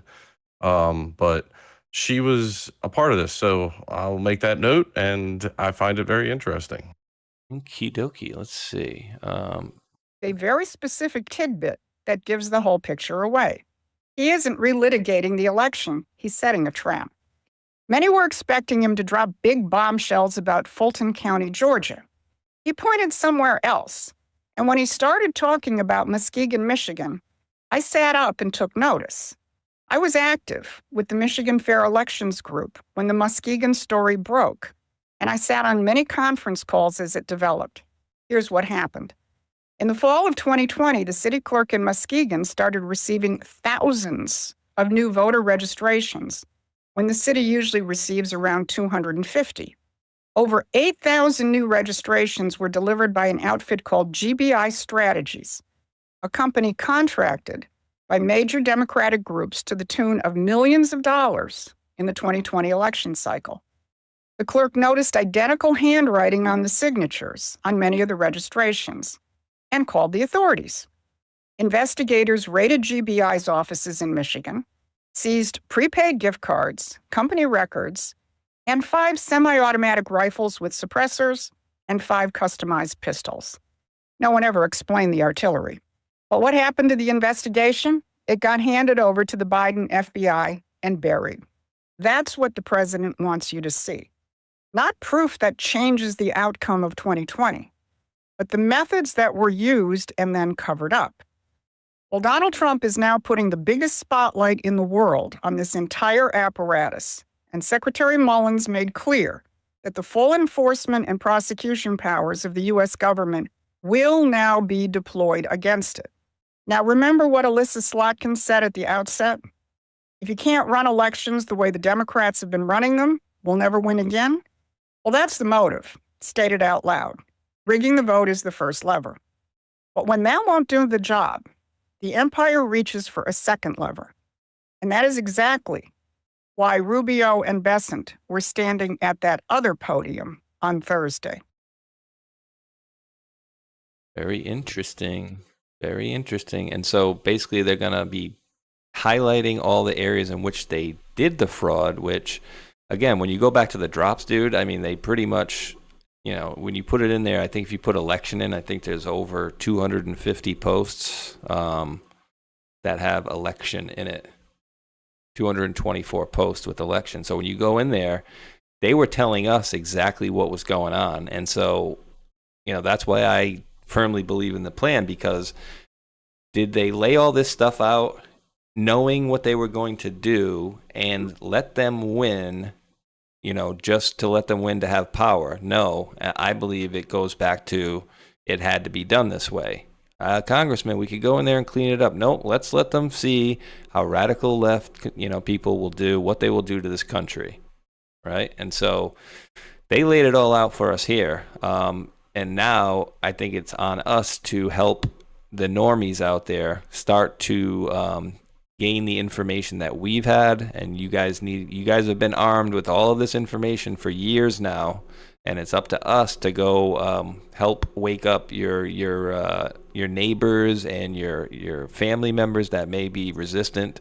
And you do have the answers for it, right? So when they tell you, oh, there's no fraud found, and President Trump, he had multiple lawsuits and they all fell on their face. Well, make sure you remind them that not one of those cases did any judge look at the facts on the case. They were all rejected on standing. So yeah, it was a whole major pushback on this whole system. But dude, it's being exposed as far as I see. The main thing with helping without people seeing this is just you got to help them with seeing the truth. So the only way that they can figure it out is by seeing information that provides, clarity. If anybody's paying attention to the mainstream media, you're being persuaded by, people that aren't telling you the full truth. And that's basically why we're here. We're tired of being lied to, and it's a lot bigger than just a couple lies. It's transcended into decades, and it's actually turned into, if it wasn't already, a slavery system. So,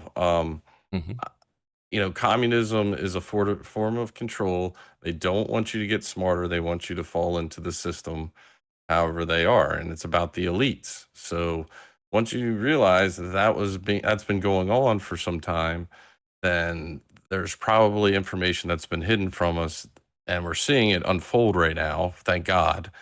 But it's going to unravel into some pretty big things. There's that guy Chris Bledsoe, who was been summoning orbs and so forth, always talked about I think it was Red Star Regulus coming up over the Sphinx, and that's supposed to be this year around September, October. And that's been documented, all that stuff. You guys can look into it. His name is Chris Bledsoe.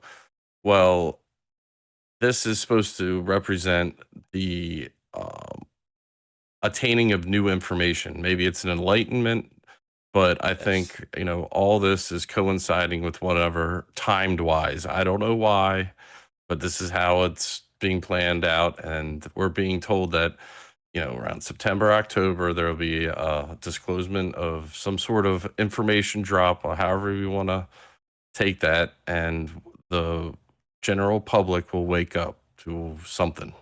So I like that. And if we're following the trails, it seems to be corruption, fraud, cheating elections, and a system that's been in place for a very long time that's prevented us from fully being free. So many different lies. Yeah. So I'm looking forward to the next few months. It's all about truth. I'm enjoying this. It's like if you blink, you're missing some information you might not get till later. It's great. Oh, absolutely. Yeah, dude, there's so much, and I'm really enjoying what we're seeing here, because it is, is it as fast as what we would like? No, but to be done right, it has to be done by the letter of the law. We were told this, right? So I'm just going. The Michigan thing, I think it's being disclosed now because probably the investigation is over. And it also shows the corruption that has been going on to ignore breaking the law. And, that's going to tie into the infiltrators that participated in this. So we're going to just stack the evidence, and then I'm sure at some point he's going to slam dunk it, and we're going to see some justice. And the midterms are very important. We got to fix our elections. We were told the midterms were safe, but we don't know how this exactly plays out. But I feel like we're in a countdown situation to try to take back control of the the House and the Senate. So like I said, I'm excited. I'm here for it for sure. Let's see, Mr. Mark Wayne. So yeah, I'll just let him say it's a minute. Here we go. Rather than me reading it again, let's get a little louder. We know that Iran hacked our state voter files and attempted to compromise, is the best word I can use, are systems where military members use to vote. So we're working with Secretary Hegseth and the DOW to safeguard those systems and protect our military voters. What's frustrating again in this is that the Biden administration knew this. And our intel community knew this. And not only did they withhold it from President Trump in his first term, but they withheld it, it looks like, President Biden in his term. They withheld this information from the public. They withheld it from Congress. That should never happen again. And because of President Trump's leadership, we're not allowing that to happen. We're telling the American people not to scare them, but to ensure them that we are watching it. We're taking it serious. We will secure our elections. Hell to the yeah. And the funny thing is, they already got people complaining like, oh, they're going to be sending people to certain things to intimidate people at the polling blocks. And it's like, of course they're going to tailor it that way, right? Because, of course, President Trump's going to try to bully people into voting for him. He wouldn't just have people there to make sure that there's no fraud going on, of course, right? Because he's the big, bad, evil guy that doesn't do anything right or anything good for our country. It's like, I still don't understand how people keep falling for this stuff left and right. I think all he has to do is have like ICE around. You know, he can use some of the federal agencies, DHS maybe, but maybe the National Guard, to protect the right to vote. So you protect the area. So. Oh, 100%, dude. 100%. Remember, there is still a national emergency, and guess how many national emergencies are currently going? I don't know, but I would say at least one. And I think, hasn't he had one going like since his first administration? Let me find this. I'm pretty sure all the time. Right? I did a post on it. On X? Or on... I'm going to find it here. Well, as you get that, I'll just read this quick one from Mike Lindell. Here you go. I got it. Post. All right. Let's pull her up. I'll just say the number, and you can pull up the ones active. There's 48 national emergencies active currently. There's new ones and old ones. So let's have a look. Are you kidding me, dude? That's hilarious. As of July, and dude, I've been saying it, as we go, because people are like, well, he could just call a national emergency. I'm like, nope, we're under one. Oh, he could call a national. No, we're under one. All right. As of July 15th of this year, there are 48 active national emergencies in the United States. Below is a list of key active declarations categorized by their origin and focus. Emergencies declared or renewed by President Trump, 25 and 26. National emergency at the southern border, January 20th, 2025. Reinstated to mobilize reserve forces and redirect military construction funds for border security. National emergency, January 20th. It's like, why don't you just put them all into the same one? All right, so the top three here that I'm reading are all January 1st, 25. Declared to fast-track oil, gas, and critical mineral production, citing threats to national security and the economy, targeting Mexican drug cartels to enable stricter sanctions and enforcement. All right, you moved all the way up to February 1st, addresses drug trafficking flows from Canada. So we got Mexico and then Canada. Tariff emergencies, February and April 25. Separate declarations targeting China, Mexico, Canada for failing to curb fentanyl and illegal immigration, plus a reciprocal tariff emergency. April 2nd, 2025, addressing global trade deficits. Cybersecurity innovation emergency, January 16th, 25. Protects U.S. infrastructure from cyber threats. Sanctions on the International Criminal Court. That's interesting because that came up. I got a story from it 4 or 5 shows ago. They want to get rid of it. Yeah, and Marco's like, yeah, you're not going to have to worry about that. So protects U.S. infrastructure from cyber threats. Sanctions on International Criminal Court. Authorizes penalties against International Criminal Court officials. Emergency sanctions against Brazil. Declares Brazil a national security threat, allowing targeted sanctions. Forest logging emergency, March of 25, expedites logging on 112 million acres of national forest land to reduce fire risk, contested by environmental groups. Of course it was. Iran hostage crisis, November 14th of 79, the oldest active emergency, blocking Iranian government assets. Weapons of mass destruction proliferation, November 14th of 1994, imposes sanctions on entities contributing to weapons of mass destruction proliferation. Terrorism threatening Middle East peace, November 27, 1995, targets transactions with terrorists undermining the peace process. Global corruption and human rights abuses, December 20th, 2017. The Global Magnitsky Act sanctions program. Oh, dude, remind me if I forget Magnitsky Act. Remind me to get back to the Magnitsky Act if I forget. This is great. Sanctions program. Foreign influence in U.S. elections, September 12th, 2018. Counters hacking and propaganda aimed at U.S. elections. September 11th, terrorist attacks. September 14th of 2001. Grants broad counterterrorism powers. Colombian drug traffickers, December 19th, 1995, blocks assets of individuals linked to major cartels.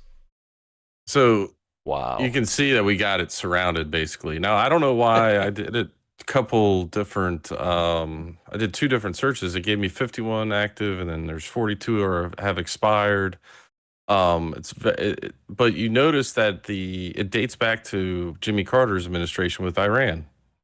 So all this stuff is inclusive. I mean, are they implying that, the situation that's going on in Iran in the past 47 years, all these national emergencies, they're a part of, or they, could be associated with those national emergencies? I don't know, but some of them link up.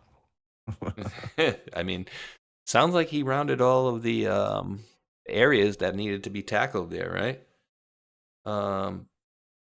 We're already under a bunch. And identifying the problems, but then I guess, now we're putting all these emergencies and EOs and laws together to point out, where the enemy is. And I'm enjoying the research of how far it goes back and why we're in the current predicament we've been given, and how it connects through, to Joe Biden and everything. It's wild. We're getting through the layers. It's wild. Absolutely. Absolutely. And if you look into, I think we're in the Qatar. Are you gonna get to Qatar? I don't know. I don't think I have too much on Qatar. If you had one, I don't think I grabbed that one. So maybe I don't have it all. I think it was, let's see. Well, basically Qatar has been involved in I think funneling money to, social media influencers. When I looked into that and how the CIA has been operating out of there, it's kind of like a hub to activate operations. Remember we talked about Operation Cyclone? That was like the early on template to kind of funnel taxpayer money into programs. And they just used that template and they applied it to different areas of the world, I believe. And Qatar ended up being a hub for some of that activity. And we might be getting to the point where we find out that soon will be the case. There you go. Project Endgame. Was the Endgame one or the Raven? Endgame. There you go. Operation Endgame. Oh, and then so the CIA, I think here, I'll let you read it. This is crazy because they use a CIA style framework to spy on the US. So a foreign country like Qatar will hire former CIA people and then perform a spy operation on them here in the United States. And then you asked if Ted Cruz's situation came up, and then here we go. So I'll let you take it from here. Yes, Project Endgame was explicitly designed and executed within the United States, targeting U.S. lawmakers and operating on American soil. It represents a unique case of foreign government, which was Qatar, utilizing a CIA-style framework via a private contractor to conduct influence operations domestically. And one thing I will also note, President Trump was given that the Air Force One by Qatar, but also Many of our politicians are influenced by Qatar, like a lot of them. Execution within the United States. Domestic targets. Operations specifically targeted sitting U.S. Senators Ted Cruz, Tom Cotton, and Representatives Mario Diaz-Balart and Ed Royce to thwart legislation designating the Muslim Brotherhood as a terrorist organization. Operational base. While funded by Qatar, the planning and execution were managed by Global Risk Advisors, a U.S.-based firm in New York and Washington led by former CIA officer Kevin Chalker. Tactics on U.S. soil. It included predictive intelligence to monitor U.S. political opponents, leveraging media assets to smear critics, and attempting to infiltrate U.S. policy circles. FBI launched an investigation into 2022 into whether these activities violated U.S. laws regarding foreign lobbying, espionage, and the export of sensitive surveillance technologies.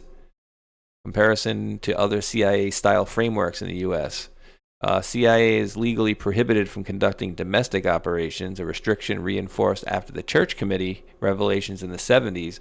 Endgame is distinct because it was a foreign-powered operation mimicking CIA tradecraft rather than a CIA operation itself. However, there are historical parallels where CIA frameworks or personnel were used domestically often through illegally or in gray areas. The Gray Man, pretty decent movie.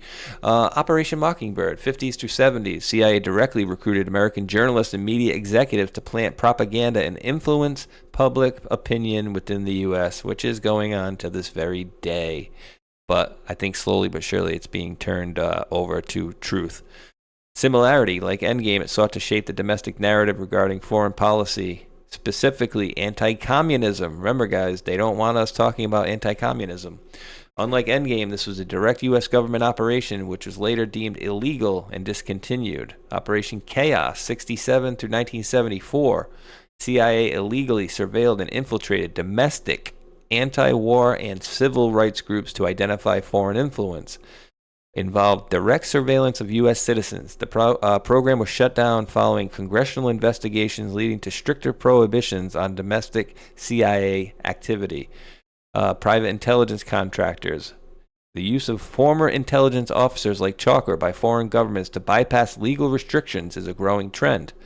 In these cases, CIA is not running the operation. Rather, its former personnel are selling their skills to the highest bidder. This creates a proxy influence campaign where the foreign state achieves its goals without direct attribution, similar to how the CIA uses proxies abroad, but reversed, a foreign power using ex-CIA assets in the United States. And dude, this reminds me of like, what was that movie, The Rock, where they took, they went to Alcatraz there, and it was like this group of like Marines and special ops or whatever. Like, I wonder if there are a few of those people out there like that have been in, special operations for decades, and there's maybe one of these guys that they look up to that, and I'm not saying the good guys, I'm saying the bad guys, and then they're out there running their own ops. I would not doubt that. Project Endgame is the primary modern example of cyclone. That whistleblower for UAPs and UFOs, was it Grosh? Is it David Grosh? David Grosh. He has an interview, I believe it was Jesse Michaels, where he explains he was running basically a private company and they would do black ops retrievals. And he picked up a artifact and with his helicopter on the way, it affected him on the way home. It's an interesting testimony, but yes, to answer your question, yes, there are black op contracted stuff like that. I don't know exactly how it works, but yes. Wouldn't doubt it. So this is a primary modern example of cyclone-style framework, foreign funding and intelligence expertise, and proxy execution. Applied inside the United States for political influence. Unlike historical CIA domestic operations, which were eventually curbed by law, Endgame operated in a legal gray zone by employing private contractors, prompting the ongoing FBI scrutiny into whether it crossed the line into illegal espionage. I would say yes, it does. It does. Again, it does, and it was. This is Trump's reference also to encompassing third parties. So you hire a third party to do the dirty work. So it's like a contract kill. So just like I don't see how it's not espionage. I'm sure the lawyers are going to spin it, but I think we're coming back again to what you said, the truth and justice. So We'll see how this pans out, but there's definitely been a lot of hinting at disclosure to foreign entities paying social media influencers. I think we're even seeing that on X right now with their new implementation of the algorithm. You've seen some accounts get kicked out and permanently suspended. I've asked Grok specifically what they won't give you specifics. They just give you the different categories, but I think stealing of information and I think propaganda might be in there as well. It's worth looking. It's worth asking questions and looking into. I'll say that because there was a bunch of them that disappeared this past week. Well, I know MJ Truth, I guess, was demonetized from what I hear. And people are saying that it's basically because he put a comment out essentially saying like, I've been working here for whatever, doing this, whatever, but you got nuked. He said he wasn't getting paid and he's been paid the entire time. He got caught.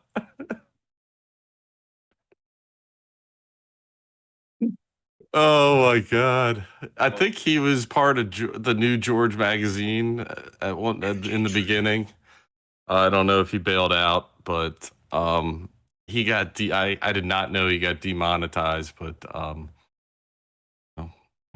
sorry, it made me laugh because people lying. Let me see. Why? So basically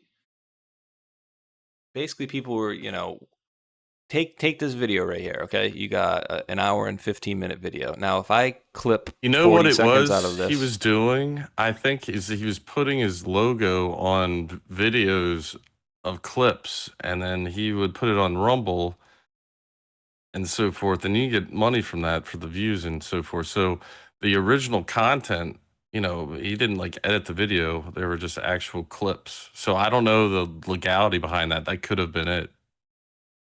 it's possible. But essentially, He's making money off of other people's, however that works with copyrights. Well, if you're putting just if you're just slapping your brand on it, that's no bueno. But like I was gonna say, this 1 hour and 15-minute video, if I take a minute off of it and I slap Space Shot's logo on it and I upload it to X, I wouldn't expect to get revenue off of that because it's not my video. It's like, what did you do? All you did was cut 40 seconds out of it and slapped your logo onto it. Now, in that same respect, I don't know if you noticed, but we covered one earlier. I think it was Wall Street Apes. And I think they got the hint a while ago because if you notice, what they used to do was something similar, but they started doing what I did with that Hillary Clinton video. You can rip somebody's video, but you got to, quote, transform it. All you got to do is record yourself talking about it. Oh, hey, remember this thing from 2013? Now it's a different thing, right? But all they were doing essentially was slapping it on and looking for credit for it. So, and now they said, like, whoever the first person to upload a video is, they'll be getting the credit for that. So if people are sharing out the stuff, that's how it should be. I just wanted to get this one out. I just thought this was pretty interesting. A lot of people might not remember this guy's name and what he was about, but he made a pop-up again here on this channel called Trigonometry on YouTube. Anybody remember the name Sir Bill Browder? Oh, because you brought up the what earlier in the article that you brought that I read for the screenshots, the Magnitsky Act. Remember the poor guy Magnitsky? Oh, that guy that Putin tortured and killed and I don't remember what happened to him. Who was Magnitsky? So this guy Bill Browder is a bad hombre. He's like wanted by Putin like crazy. And this guy goes on podcasts here and there and goes out and puts out the story about, I got the smartest accountant that I could find. And, Magnitsky, whatever, he wasn't some like, some rock star or something. Like, he was just like an accountant. So this dude, Bill Browder, was all sorts of fraudulent. So long story short, he hires this guy, and Bill Browder was the dude doing some seriously shady stuff. And at the end of the day, there's a video called I forget what it's called. It's a documentary called something with the Magnitsky Act. I'll find it by the end of the show and drop it. But this guy Browder hired this documentarian to make a video and a documentary about the whole Magnitsky Act, right?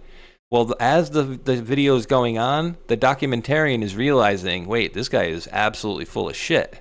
And so this guy went so far as to, they were like presenting stuff to the United Nations, right? Because of serious human rights abuse and this, that, and the other. Well, let me see that police report.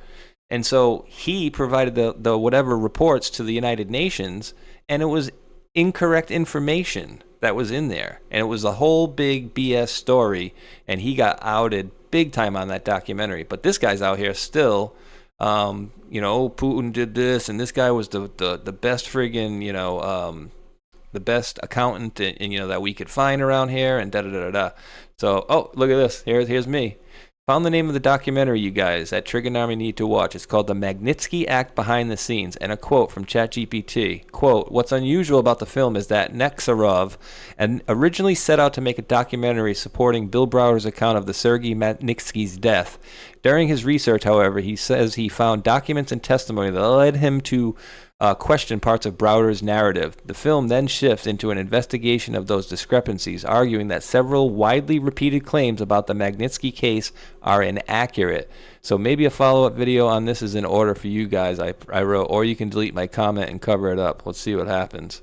I didn't even get a thumbs up on that one, dude. Nothing. I mean, anybody wants to know what really happened with this stuff, I'll put the thing in the... I'll put the name of it in the description box, because it's actually a pretty cool documentary, and you get to learn a lot about this stuff, about what was really going on. And long story short, this guy is an absolute, he just looks the part, dude. Just put it that way. And Putin don't like him, and I'm pretty sure he's no fan of Trump. And what's vice versa. the act itself? The Magnitsky Act itself. Yeah, what did they? Let me see. So it's basically protecting. I think it's going to be for protecting. Let's see. Formerly the Russia-Moldova-Jackson-Vanik Repeal and Sergei Magnitsky Rule of Law Accountability Act, a bipartisan U.S. federal law enacted in 2012, and imposes sanctions on Russian officials deemed responsible for the death of Russian accountant Sergei Magnitsky in Moscow prison in 2009. It also repealed granting permanent normal trade relations status to Russia and Moldova. It was signed into law by Obama on December 14th, 2012. Enacted in 2016 as the National Defense Authorization Act for 2017, it extends the original Act's framework to sanction foreign officials worldwide for human rights violations or significant corruption, authorizing assets and U.S. entry bans. So the way I see it is this guy Magnitsky got in between this guy Browder and Russia, essentially, and he ended up paying the price for it. And it's very questionable as to who killed this guy, and he did die in prison, but who had him killed, I'd have to revisit that documentary again. But they arrested him in the bottom paragraph. It said they arrested him of the fraud that he accused them of doing, and that's what he. So he uncovered it looked like a pretty big scheme. Yeah, however it was going down. Huge. All right, so up here we were just, I think we're rounding off the election stuff here finally. But again, it's huge, and it's worth it. And this point is so well received from me anyway. Mike Lindell, the government didn't, quote, investigate 2020. And remember, they kicked myself and many people else offline as well that were getting any, decent number of views on their videos. It said it went after anybody who tried to ask questions. Subpoenas were ignored, logs were wiped, whistleblowers were harassed, auditors threatened, lawyers indicted. The clerk who saved a server image gets prosecuted, but the people who deleted the election files walked free. Election systems are officially labeled critical infrastructure, same bucket as the power grid and banking. So when they attack the election system and then use government power to crush anybody who looks into it, that's an attack on the country itself. We have hundreds of findings and thousands of citations. The evidence is there. The people yelling no evidence are not credible. Share this, go to Election Crime Bureau, read it, get it to your sheriffs, your legislators, your county clerks. If we don't stop the weaponization of government now, we won't have a country to save. So yeah, interesting stuff. The video is a video there that actually breaks it down. And President Trump just endorsed him for governor of Minnesota. So Minnesota. I think he's gonna win, dude. He's going to win in But Minnesota. this is pretty interesting how they explain this. It's in Minnesota. Okay, for sure, eh? All right, Mike's probably got it muted, or they're not talking yet. Initially refused to certify. There we go. The election system has 2 layers of defense, the rules and the officials sworn to enforce them. But after 2020, that second layer didn't check the system. Instead, the government weaponized its power to crush inquiry. Here are 3 tactics they used. First up, obstruction in Arizona. When ordered to preserve their election server, the definitive digital paper trail of the election, Maricopa County officials ran 37,000 database queries to wipe the logs. Physical evidence was destroyed in direct defiance of the courts. Next, intimidation in Michigan. 2 canvassers initially refused to certify out-of-balance voting precincts. Within hours, they received targeted death threats, including explicit photographs of a minor daughter. They reversed their votes, securing official certification through direct terror. Finally, malicious prosecution in Colorado. A county clerk created a legal backup of an election server. Right before a system update deleted 29,000 required files. The officials who authorized the mass deletion faced no charges, but the clerk who preserved the evidence was criminally prosecuted. The cleared logs, the death threats, the indictments. At every level, the government wasn't trying to uncover what happened. They used the full weight of the state to stop anyone from looking. Yeah, you got Tina Peters in Colorado. I was unaware of the threats. That's interesting. Oh, yeah. And, if, physical threats aren't enough, I mean, anybody else that was a clerk in our country was seeing what they did to Tina, and saying, "Eesh, I don't want to get involved with that, But It's as nasty. you can see, they've got the evidence. I'm just waiting on the court case or something. However they're going to, I mean, this is public disclosure of, how they caught them. So, I think they got to do something with the media, dude. I really do. I think they got to change. I've said it a few times this week alone. Smith-Mundt Act. Well, yeah. I mean, like, propaganda is one thing, but like, I don't know if even if they repeal that, like, does that mean that the media can't keep reporting the way they are? Like, you can do propaganda. I did mention this before, the license of a publisher. So yes, I think that might be coming under question and then also monopolies. I think that recently was addressed maybe by Trump. And how many media stations or avenues can you own before it's considered a monopoly? I mean, was it Right. 6 people own 97% of the media in the world? So that there's something wrong with that. It's a little bit of an issue.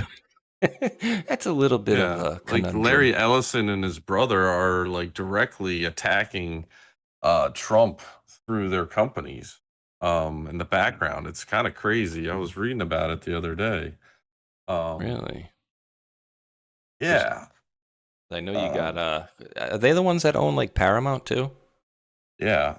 Yeah, it's through their ABC and NBC. So ABC and NBC didn't air, his speech. The Ellisons own they own CNN. Ooh, that's something I wanted to bring And up to you, the too. Discovery, let's see, following Paramount Skydance, they own like the whole company, and then the other company's Disney. Yeah, it's like they got a they got a monopoly, it seems, on it. Him and his weird father, dude. The weird, like, dude, you're getting older. Just like let's deal with it. So they're, I don't understand the dynamic there. I guess it's billionaire games at that point, right? Keith. I mean, dude. Oh wait, is it Keith Ellison? Wait, what's the father's Larry. name? Larry, that's right. And remember this Ellison. He was in the looks like a post. plastic face. Remember he was the one. He was the He owned Muslim the guy. Antifa. Yeah. Larry. All right. How about this? Ding. There we go. I mean, dude, what's with this? What is that? Is that where they put the needles in to go into his brain? And of course, I'm saying that tongue in cheek, but like, I don't know. It's just how old is this guy? Like 104? Of course, I'm kidding with that one. But yeah, some of these guys just like, yeah, you're getting old. So you just deal with it. All right. We got that one. We got this one. Obama. We got that one. Okay.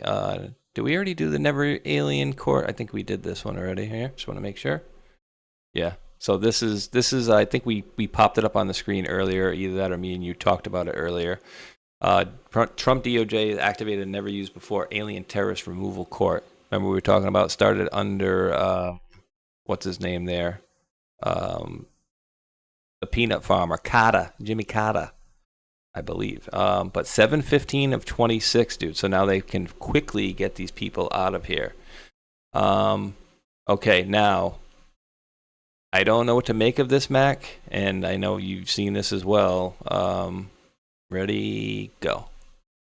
Is this guy some crackpot? Right? As far as I understand, this guy's not like some weirdo, is he?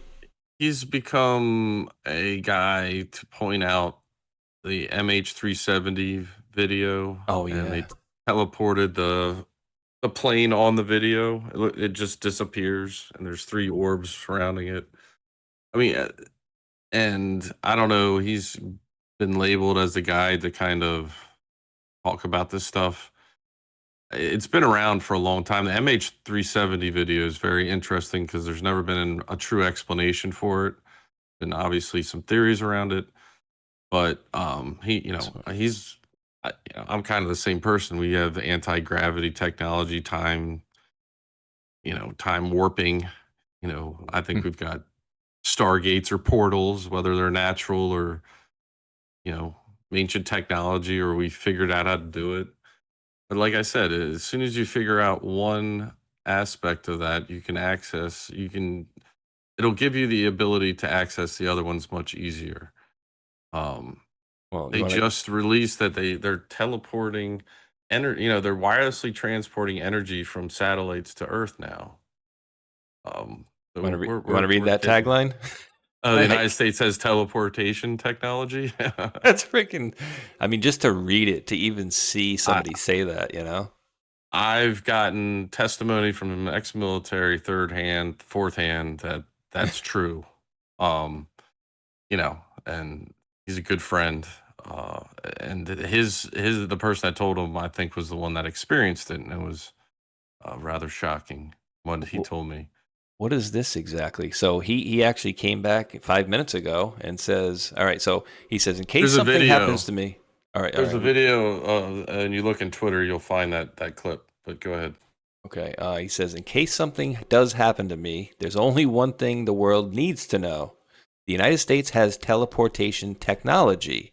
It seems impossible, but it's true.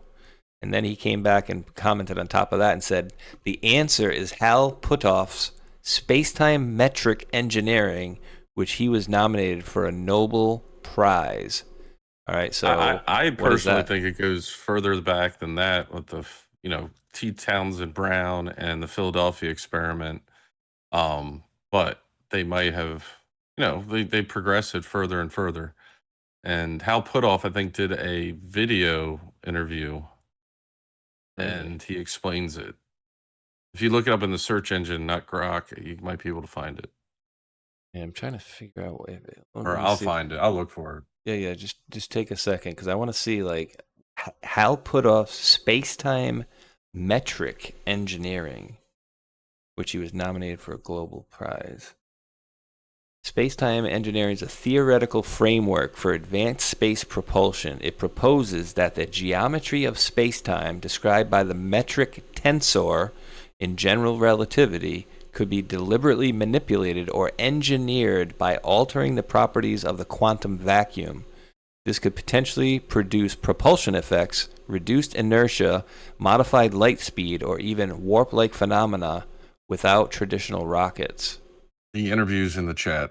He explains it. Nice. But remember how we had I think it has to do with the bubble, the warp bubble. Oh, like in front of it. Yeah. So it was theorized, but I think at the time I heard it had already been produced. So that's bananas. This stuff is crazy. But so once let's have a listen. So this is Mr. Hal himself here. He's very loud. Let me just turn him down just a little bit, and here we go. Above my pay grade. I know about the double slit experiment, like he's showing here. If we randomly shoot a You know, the double slit experiment. I understand how quantum entanglement works a little bit. We even had Squast was saying a year or so ago that we could go anywhere on Earth, you know, in like a half an hour, and that's not teleportation. That's just super fast travel. But beyond that, dude, everything above what I just said is above my pay grade, mentally. Yeah, I mean, this gets into a whole conversation, but you know, they're questioning the speed of light now, and they're saying I think they've proven that things travel faster than the speed of light. So that gets into, you know, if that's the case, then portals would be a possibility, and I think that that theory's come up from discoveries of, say, ancient artifacts. There's been symbolism in movies, and we know those movies were based off of people, which is interesting. Like, there's a guy, remember at Jack in the Q Post? Well, it may not have been Jack Dorsey. It could have been Jack Downing, and Jack Downing is the books Jack Ryan are based off of him. So we got all these symbolisms in movies, like I mentioned, Back to the Future. The guy Doc in Back to the Brown. Future. Yep. Yep. He is his T. Townsend Brown's nickname was Doc. Oh. So T. Townsend Brown was into, you know, time research, space and time, and they put it in a movie. And 1985 correlates to T. Townsend Brown in some way, and I forget how right off the top of my head, but it's the connections are very interesting once we get down this disclosure rabbit hole, because I think we're going to find out a lot more is possible than what we've been told. And once they find this stuff out, it becomes a very you don't want just the, hey, public, we can teleport, or we've got anti-gravity. I mean, we're talking stuff that could change the world. And, you know, we're now at the point of disclosing cold fusion. Fusion's the process that powers our sun. So that's pretty powerful stuff. And the way quantum kind of looks at things, the space in between objects can be viewed as energy. So he's talking about, you know, think about the space in between electrons or atoms. There can be energy pulled from that. And I don't know much more than what I just said, but it poses a whole new layer of thought. And I always reference kind of like plasma, because there's got to be it's the energy in between, essentially. Is best the way I can describe it. And that energy is what kind of like, or the atom bomb, you know, they're tapping into it in a certain way. They're splitting the atom is what they say. So that energy is being released, and that energy is actually holding that atom together. So that's a lot of energy for splitting an atom, so to speak. You know what I mean? Dude, I love this stuff too, and it is kind of confusing too, but like the idea behind this experiment too, like the observer affecting so they learned a while ago, right? Like scientists learned that when you observe an experiment, you're observing the experiment has a bearing on the result of the experiment, right? Essentially how they go. So like if they're not looking, it does something else. So I wonder how do they test something like that if you're not looking versus looking, if you're recording the thing the whole time? I forget how this works. I think the experiment, if I remember, light can act as a particle or a wave. Yeah. So it'll be, I think it's a wave when you're not looking at it, but when you focus in on a point, it becomes a particle. So I think when you have the light hitting a barrier, it becomes a particle when you observe it. But when you're not observing it, it's a wave function of some sort. Hopefully I've got that right, but it's been years since I've actually had to explain this.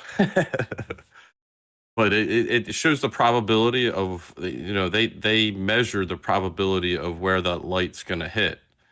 And so from that, they derive mathematics, and they realize that, you know, a particle can actually exist in two different places at one time. And that's where we kind of get off into la la land and spookiness, as they call it. Yeah. And it's so hard to kind of like I've always kind of explained when I do these shows is, this show, or say I did a Telegram talk and this came up, I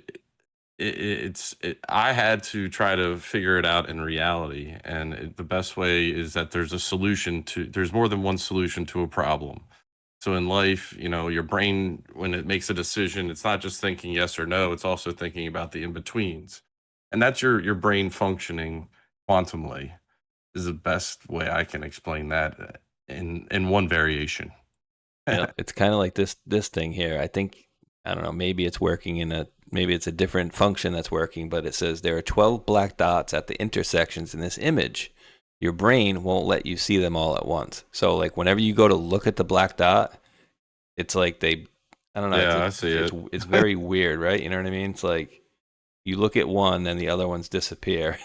So, yeah, it's our reality is very, very odd, and the fact that we can only see apparently, what is it, like 0.005% of the visible light spectrum is pretty wild. But dude, I gotta stop for a funny one, dude. And I'll probably have to remove it out of the YouTube later, but. I heard this the other day, and for me, it was just so funny. It's a YouTube short. It's a comedian, and it goes a couple different directions that you think it's going one way, but then it goes in a different direction here. So let me pull her up. Make sure. All right, and this is kind of like right here. This is kind of what this is kind of what everybody's doing on YouTube. If you notice nowadays, or most shorts. Whether this happened on Joe Rogan's show or not, probably didn't. But everybody puts Joe Rogan in the beginning of their videos like, hey, you got to check this out. And then they put whatever they want you to see at the end of the video. This one here, I don't know if you've seen this girl do a little stand-up, dude. This is so freaking funny. Let's make sure we can hear it. And I think we showed one of her jokes, and I told her to cut it short because then it went on to other stuff. So, yeah, she's pretty funny. I know you might not be able to tell recently. from looking at me, but I...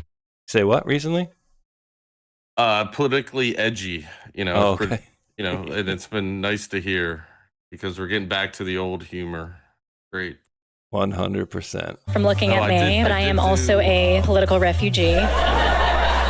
Wait for it. I escaped from the People's Republic of New York. Here it comes. We have some New Yorkers in here. You know that gay Muslim they're all obsessed with up there? Barack Obama. There it is. Like, look at this. Give me some volume on this. I just thought that was good because everybody's thinking like Madami. She's like Obama. Good one. I liked it. Well, you actually brought up something that I did a little quick dive this past week about comedy, and it's actually the most effective modern weapon there is for an individual because it lowers your psychological defenses through laughter, allowing ideas to penetrate resistance more easily than aggression or fear. So there's psychologist Chris Bliss explains that while anger triggers adrenaline and raises mental walls, laughter releases endorphins that act as an alchemy, in quotations, turning those walls into windows. This mechanism, often referred to as the comedy as a weapon trope in popular culture, allows comedians to bypass critical thinking barriers and influence audiences on sensitive topics like politics, race, and religion. Research supports this, showing that humor prevents negative brain associations and promotes acceptance by distracting the mind and creating positive emotional outcomes. Mm-hmm. So through all this, we've always fought this woke stuff and everything with memes and comedy, and in essence, it fuels your brain to help think more critically, essentially. So just wanted to point that out and bring up the fact that comedians are a huge necessity, and I've seen them. I pay attention to a lot of comedy and how they've handled the woke stuff. Even Joe Rogan was a comedian. He probably still considers himself a comedian, but he just doesn't do the stand-up part as much. I think he did do it a couple of years ago. So these people, have a huge influence over our psyche because they're on podcasts or mainly podcasts, or they're in movies or TV shows. So they do have a psychological effect, but it allows you to kind of question the narrative in your head by appreciating the humor of it and not question it through anger. Absolutely. That's how we've been triggered, and I think that's where the word came from, triggered, psychologically through all these years of this woke kind of agenda. Pretty wild. Yes, It's sir. evil. I think you dropped this one here. We got a little bit of comedy. I couldn't break. help but laugh on that one. Oh. Helen of Troy. Oh, dude, they had to have it's almost like mixed with it's like mixed with the what do you call it from that movie with the Scream? Well, not Scream, the one where he put people in the weird situations where they had to get themselves out of by like cutting their own arm off. Yeah, Saw. She's like the Saw character mixed with the Playtex or a plastic doll. Oh, gross. Dude, yeah, I didn't know what to make of this one. And then people came out and says, "Oh, it's National Ice Cream Day." It's like, yeah, but why are you tagging JD Vance? Yeah, I kind of, I looked at it because of the block lettering. That's like you do on like a ransom note. So, and Dare 2, we all remember the Dare program. Drug awareness, resistance, education. Dare 2. Dare 2. My comment was, is this a threat? I don't know. But the ice cream, has always been a calm, the Biden family. Usually like a little girl. He's got more ice cream too. You never actually heard from me. He's got a picture with him and his dad eating ice cream together at the right here. And again, who the F is this guy? Like, dude, look at the neck, dude. Wait. What is with that dude? You remember the time before where we saw him on like the plane with like the melting chin? Like, yeah, Joe, he's wearing glasses there. I just noticed that. But that's not even clear. That part of his neck is not even close to clear, dude. What is that? Is that a mustache? He got a goatee going on right there, dude. Like his neck. I don't know. The shadows on his neck are suspicious, definitely. But I don't think it looks like Joe's face, even though he's getting older. One thing for sure is, I just zoomed it in here, or I'll pull this picture up here to another zoom in. Like whatever's going on in that picture, it's that particular part of his neck is like fuzzy. Oh, here we go. Like, what is that? Are you kidding me? Nobody's chin does that. And then you got all these folds in here and whatnot.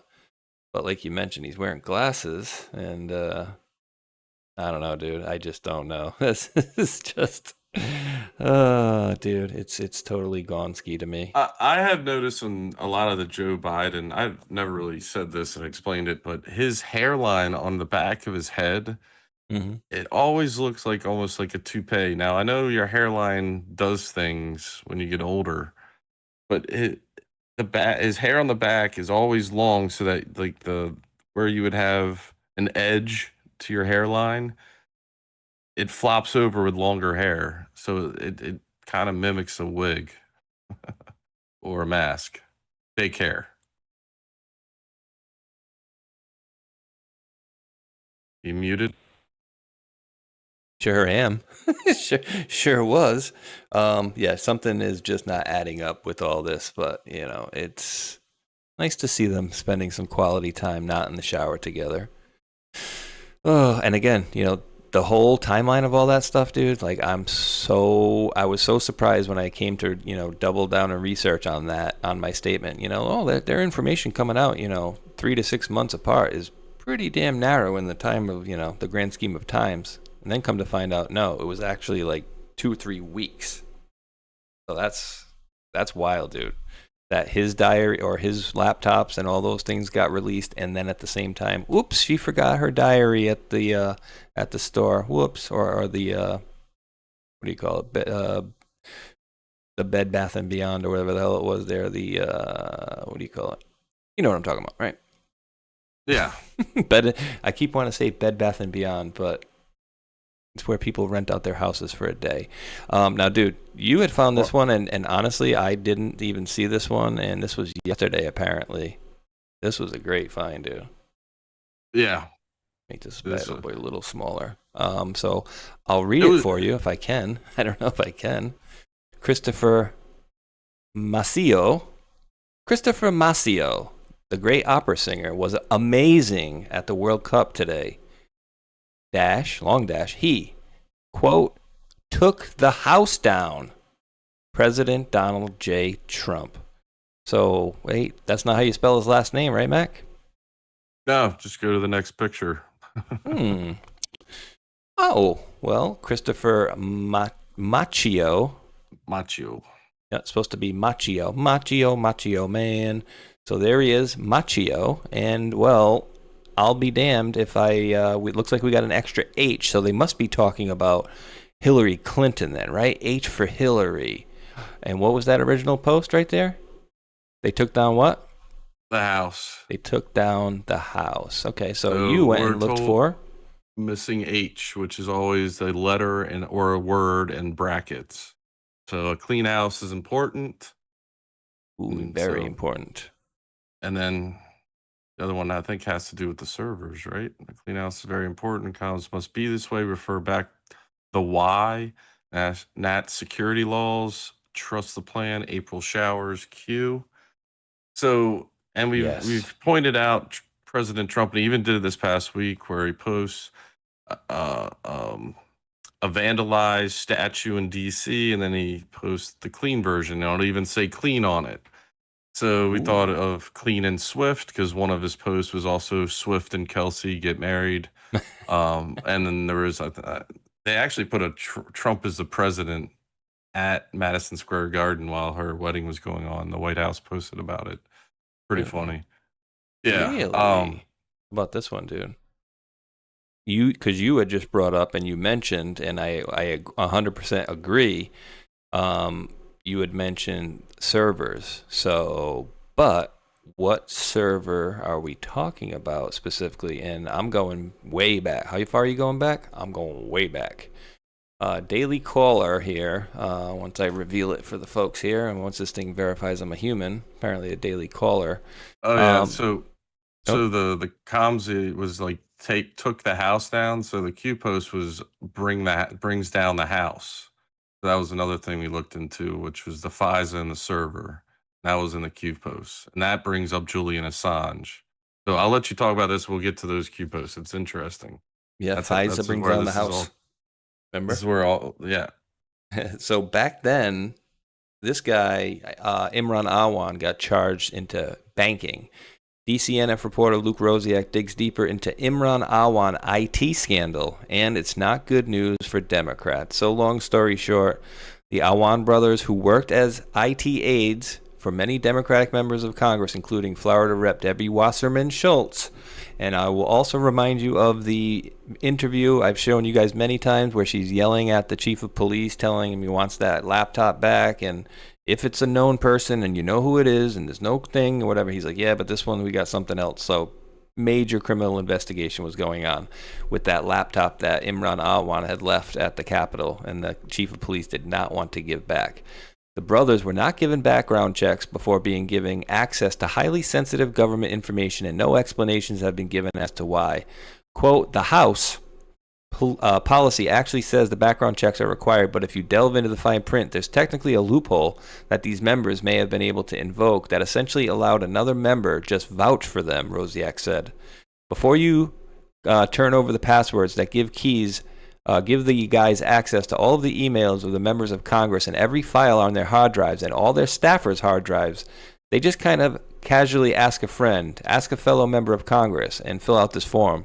And it turns out that all 44 members who employed Imran Awan, they never ran a background check. So this was a huge deal, bro. And we also, I'll just pull it up so you can see the couple of these here that we had. So we had a few of these, and then people were saying back then, what the hell was going on? Why did he get charged with bank fraud? And they were like, listen, essentially we can't we essentially can't charge him in this venue, and it basically says like look to the future, essentially going forward. So this guy and the staffer, they were spying on all of Congress, and I touched on a story yesterday, Mac, where if you remember, and I know you remember as well, that John Brennan had to admit that he was spying on Congress. Remember, he denied it, and then they had charges or whatever, and they inevitably had to say that, had essentially say that, yes, we did. So And just so... this is how the Muslim Brotherhood connects Awan exactly. to Brennan and... oh, boy. President Trump, June 7, 2018. Our Justice Department must not allow Awan and Debbie Wasserman Schultz off the hook. The Democrat IT scandal is a key to much of the corruption we see today. They want to make a plea deal to hide what is on their server. Where is the server? Really bad. And so people were complaining about, like, wait, this guy went to trial and you guys were talking about bank fraud? What the hell? So Q's team said, logical thinking. Why was the case against Awan filed under bank fraud? The result today is regarding bank fraud. See last. Connect. The swamp is being drained. And now, what's the grand conspiracy involve? Fraud. Nonviolent crime. Yep, fraud. Yeah, did you RICO, think it was going to be litigated in this setting? The fraud will come underneath that RICO. Fraud vitiates everything. And dude, we never got back to your keystone images. I don't think. Oh yeah, we'll show that here in a second. Look up Down the House in the Q posts, and it brings up the things I was talking about and the server that you were talking about. Down the House. I always like going to the oldest ones first. It should be this way. There you go. Okay. Here we go. Oh, looky who we got there, making smiles at us, which we did pull that one up a little earlier as well. And again, as previously mentioned, Julian Assange connects to these guys, which connects to Seth Rich, connects to the DNC, and the MS-13 members that they sent to kill him. So yes, very, very well, very big. And what recent news came out regarding SRJAWL lawsuit? Back in the news, right? What did we just get a couple of weeks ago? Ty Clevenger came out and said, hey, my buddy at the FBI told me I'm getting thousands of documents on Seth Rich that's going to be coming out. So it's going to be big. Back in the news, server brings down the house. And then if you scroll where you got to go down, then we got the FISA. So the language in Trump's quotations is past tense. So I wonder if it's, it says FISA is equal to the start, and you just use the past tenses. And we had the whole FISA renewal process, right? Did that never happened, or it did? I don't think remember. I don't think they reauthorized FISA this year yet. So maybe we're waiting on this still. I have no idea. Just trying to read the comments as best I can, but it definitely brought up the FISA again, and we're in that process of renegotiating that. However they decide, Trump decides. That was the whole root of the whole problem was over the FISA. And British intelligence is definitely involved in this. As Robert Steele was former British intelligence, we don't hear much about how much British intel was involed. Huge. And still is. Yeah. So I kind of curious where they fall into this as well. Just throwing that out there. Christopher Steele on there. Robert Steele, I think, was one of our. Oh, I always get them mixed up. Christopher Steele, yeah. And dude, I still don't. I don't know. Like, I think it was. I would pull it up. But I'm sure you guys all remember. He was in something in like a courtroom, like wearing like judge's outfit, and so I don't think that was like connected to any like government. But do you know what I'm talking about? It was something where they were laying out all the pedo stuff. But he was like dressed as a judge. With who? Let me see. Robert David Steele, I think. I just got the name. I got the name wrong. I know. This guy. Yeah, I've got. Right, I don't think he's alive anymore. Right? No, he's not. He's definitely dead. Well, yeah, or I it's been had reported. he was a bag man for the CIA, so he transported a lot of things, I think, on his planes. So I don't know how. I think you're mixing him up with. Was he the one that was the judge as well in human trafficking? Well, he was a judge in like this. He was a judge in this thing here. How about if I do Yeah, this? I think he originally worked for the CIA, and he kind of like transported money for him. He convened. Yeah, former lawsuit. CIA. Illegal wealth, global wealth for 15 years because he was helped transporting a lot of this stuff. You know, he was a whistleblower, but I think he got, you know, he might have been undercover or however you want to say it.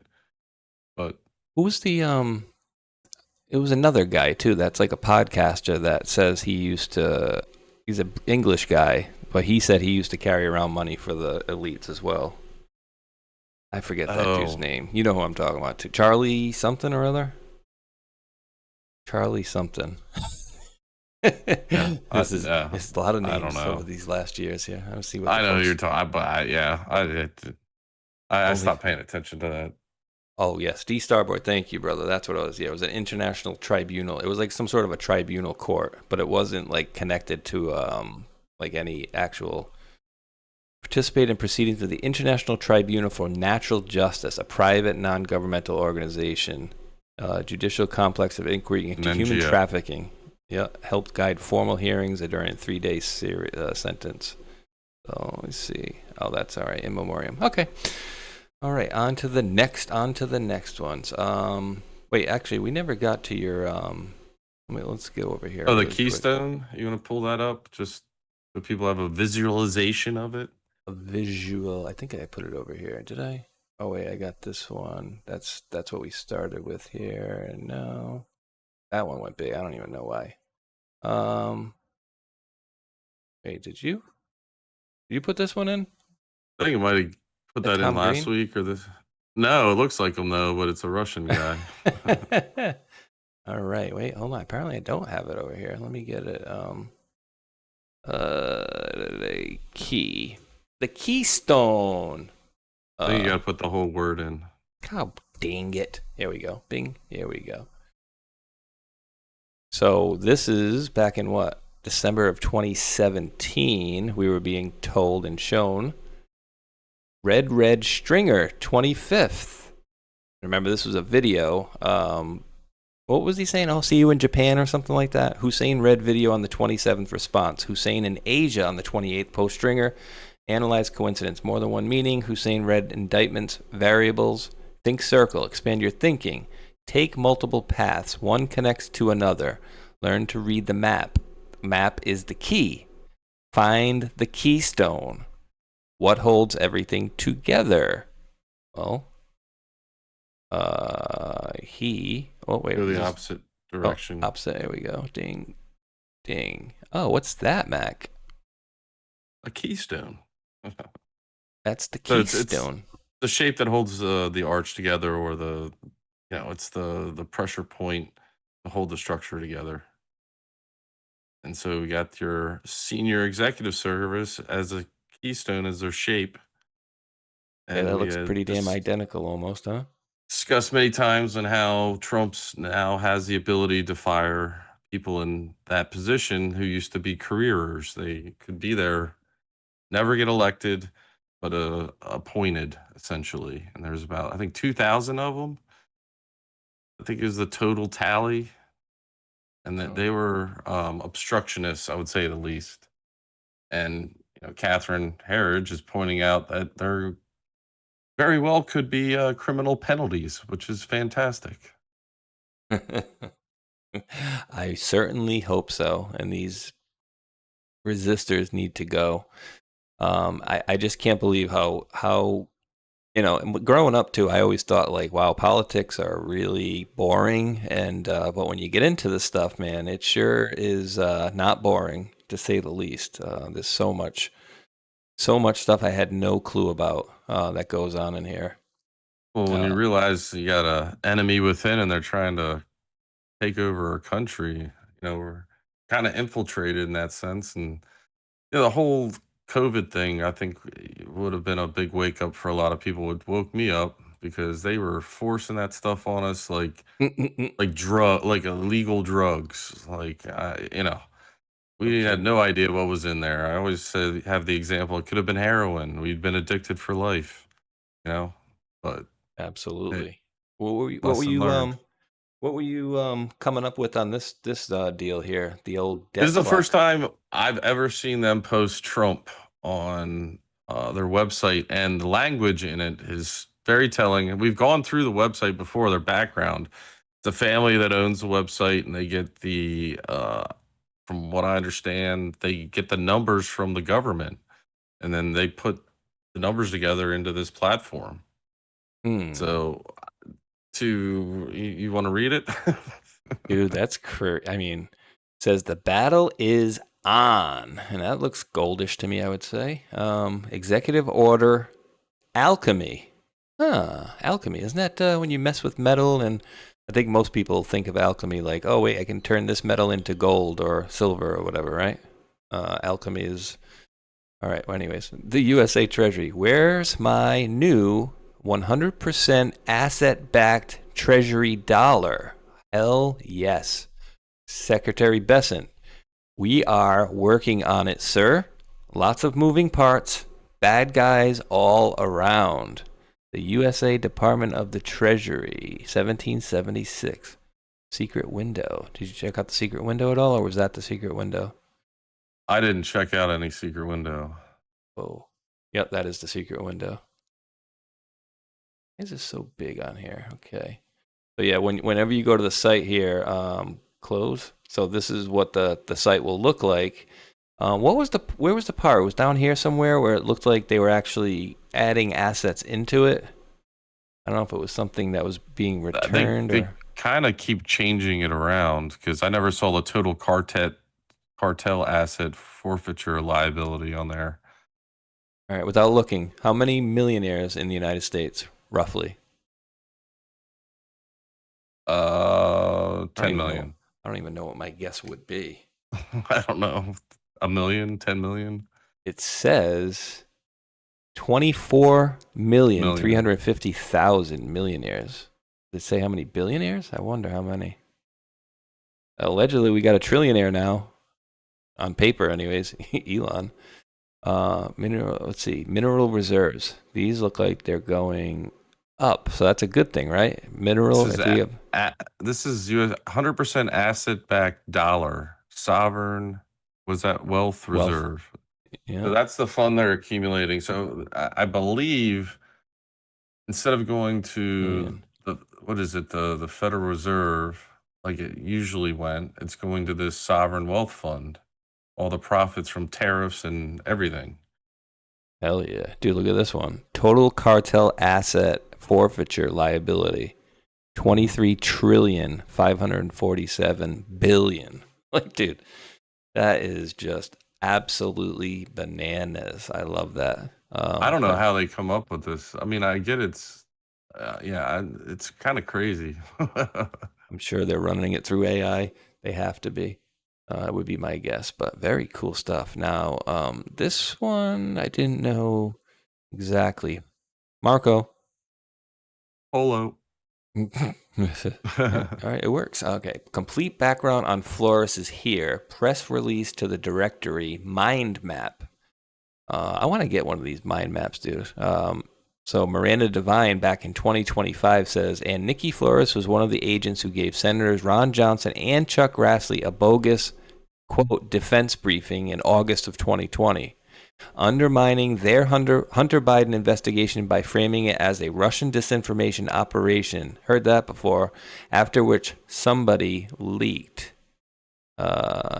Somebody leaked to the Washington Post, making it harder to subpoena witnesses and convince their Rhino colleagues to support their efforts. J6, it's official, J6 Jensen is now heading the FBI field office that hunted down J6ers. I think he's gone now, isn't he? Let me see. Flores, along with her colleagues Benavides, provided false information to U.S. senators about the Bidens and their foreign business dealings. Specifically, Flores, who met multiple times with Joe Biden's then chief counsel in the West Wing, Dana Remus, who was embroiled in Joe's classified documents fiasco, briefed a U.S. Senate committee on August 6, 2020, about how legitimate inquiries into the Biden's foreign business dealings were enabling a, quote, Russian disinformation campaign. I mean, this is just one person in the wheel of many, many people inside of our government that, again, had their gun pointed at President Trump. He was the target. Anybody that was allied with him, and if you remember, too, where was it here? Let me go back to this one. Remember, I don't know if you guys recall this one, Mac. I'm pretty sure you will, and probably most of the viewers will as well. But remember, our two senators, Ron Johnson and Chuck Grassley, were actually being called Russian disinformation by other senators. Democrat senators were saying, all you guys are doing is spreading this Russian disinformation. It's all fake. And again, it couldn't be more farther from the truth.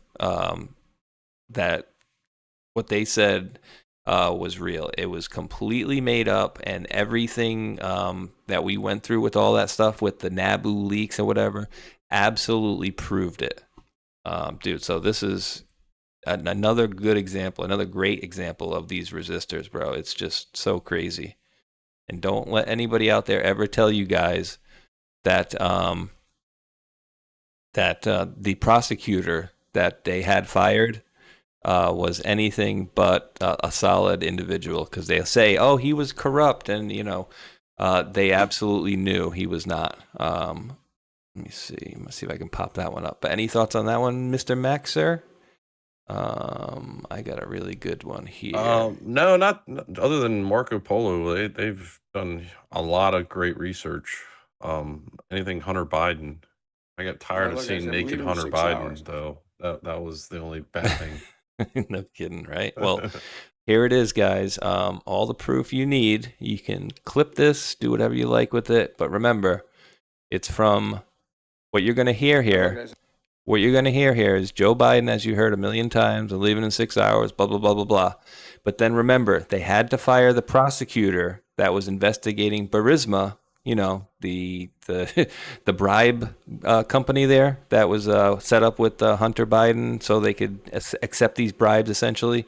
That prosecutor that was investigating him had to go. Why? Because he himself was fraudulent and criminal. That was the story that was being put out, guys. Now listen to Joe Biden, and then on the phone is Joe Biden, but you're going to hear Petro Poroshenko, the ex-president of Ukraine, telling him what they found about this prosecutor and what they did with him anyway.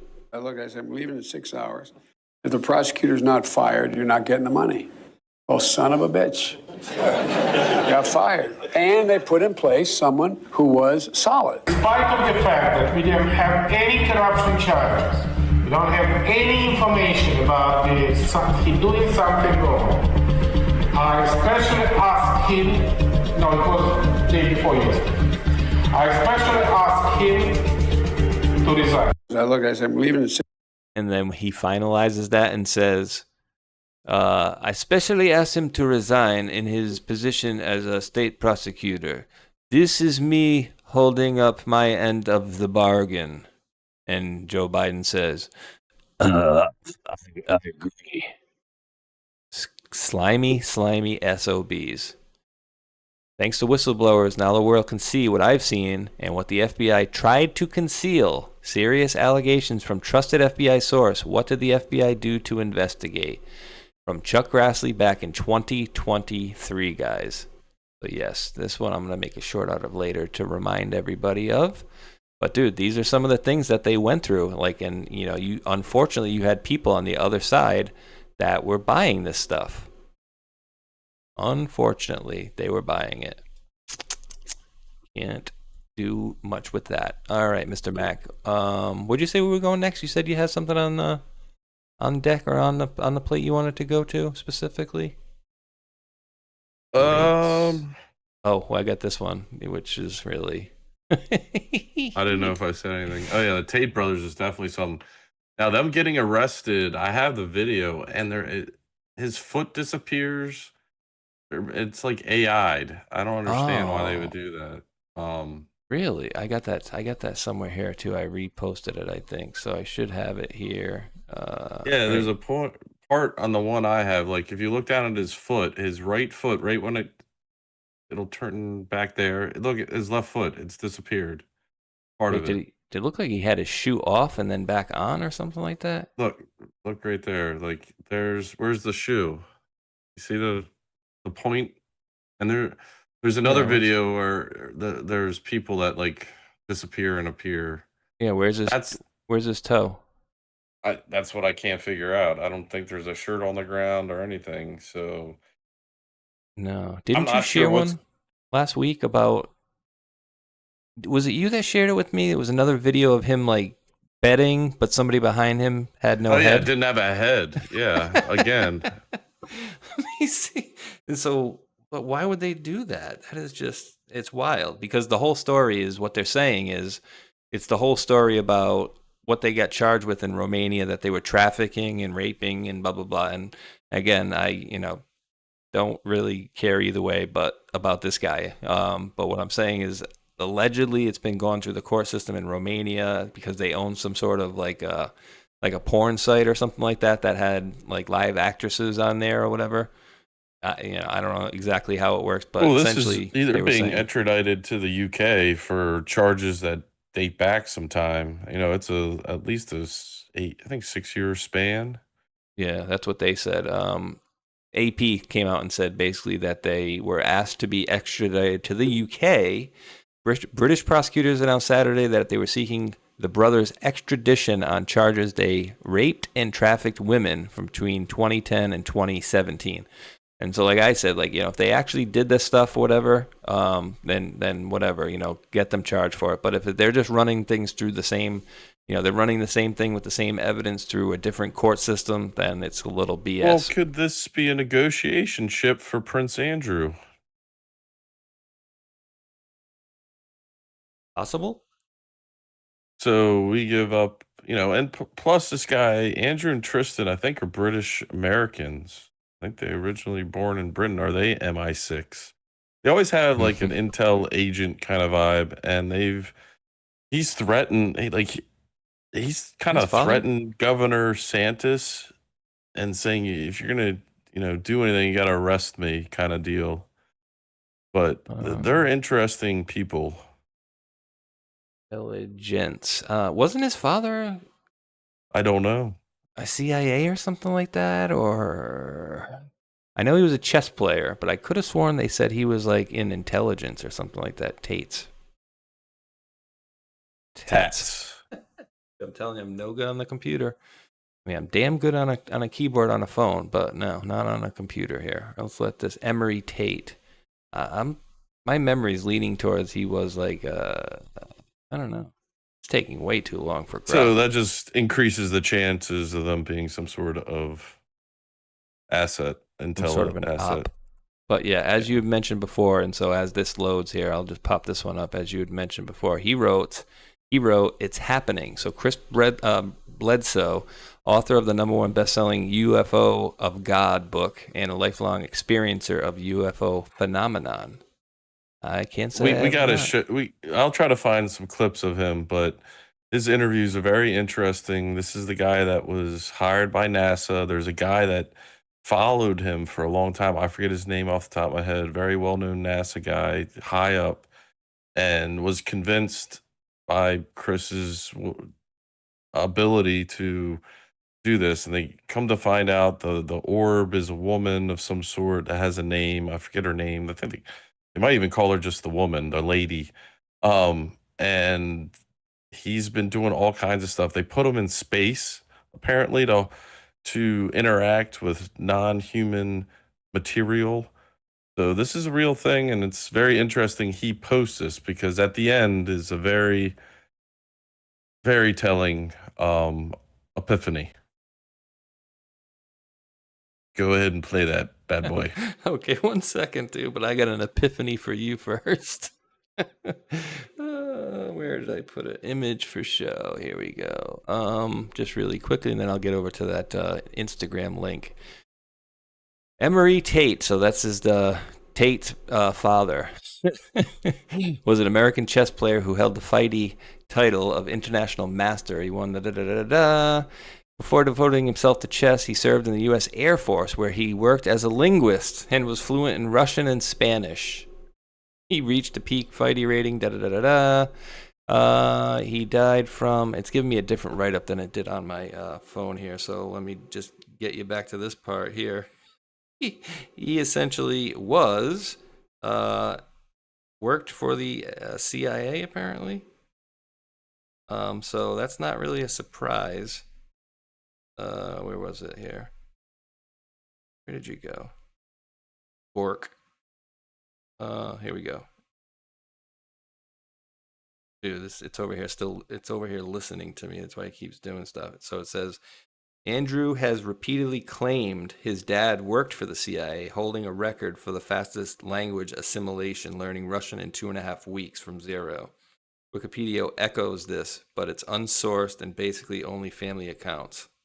So could be, could not be, but hey, he was a linguist in the Air Force and speaks 3 languages. So high probability he was. I'd lean towards it, right? I would definitely lean towards it, actually. This is good. The end of this was kind of like, oh my God, he reposted this. I can't believe that he's hinting at this. So here we go. Space shot. Wait, hold on. It's wanting me to log in here, and I don't have my login. Wait, I don't want to log in. Here we go. How about just play it? There we go. Not on the screen right now. No, I know. Yeah, it does this stupid thing. Bottom right's the unmute of the thing. Here's we go. Come on, no. Come on. You might have to unmute the tab. I don't know. I just thought I just did. Oh, why? Rises in the gaze of the Sphinx. A new knowledge will come into the world. What he seems to be All right, one more time. See? It keeps doing it by itself, dude. This figure called the Lady. The actual prophecy is when the red star of Regulus rises in the gaze of the Sphinx, a new knowledge will come into the world. What he seems to be referring to is what's called the heliacal rising of Regulus. As far as I can tell, Regulus makes its heliacal rising in early September, not October. So that's when I would expect Regulus to first be visible. And it seems to me that Chris is referring to the heliacal rising of Regulus when it rises in the gaze of the Sphinx. So the first time that it's visible, I'm assuming that that's what the prophecy is talking about. So far this year, given that the prophecy is that a new knowledge will come into the world, like it's not doing too badly so far, I would say. You know, if we've got the Pentagon releasing these UFO videos, and I realize that this is a manipulation and probably somewhat in certain respects. However, I still find that significant. And then we also have, everything that came out early in the year, all the Epstein stuff. That counts. I think that counts. I think that was pretty big. New knowledge. Not for us, but for the general culture. They now know that satanic run everything. What do you think, dude? Is it coming this year? That's what Bledsoe's hinting at, I think, is this new knowledge. And they said the P word. I don't know. Does it get bleeped out on YouTube or anything? P word? Does it? P-O-R-N? Oh, yeah. Yeah. Elite pedophiles, satanic pedophiles rule the world, is what the guy says at the end. So.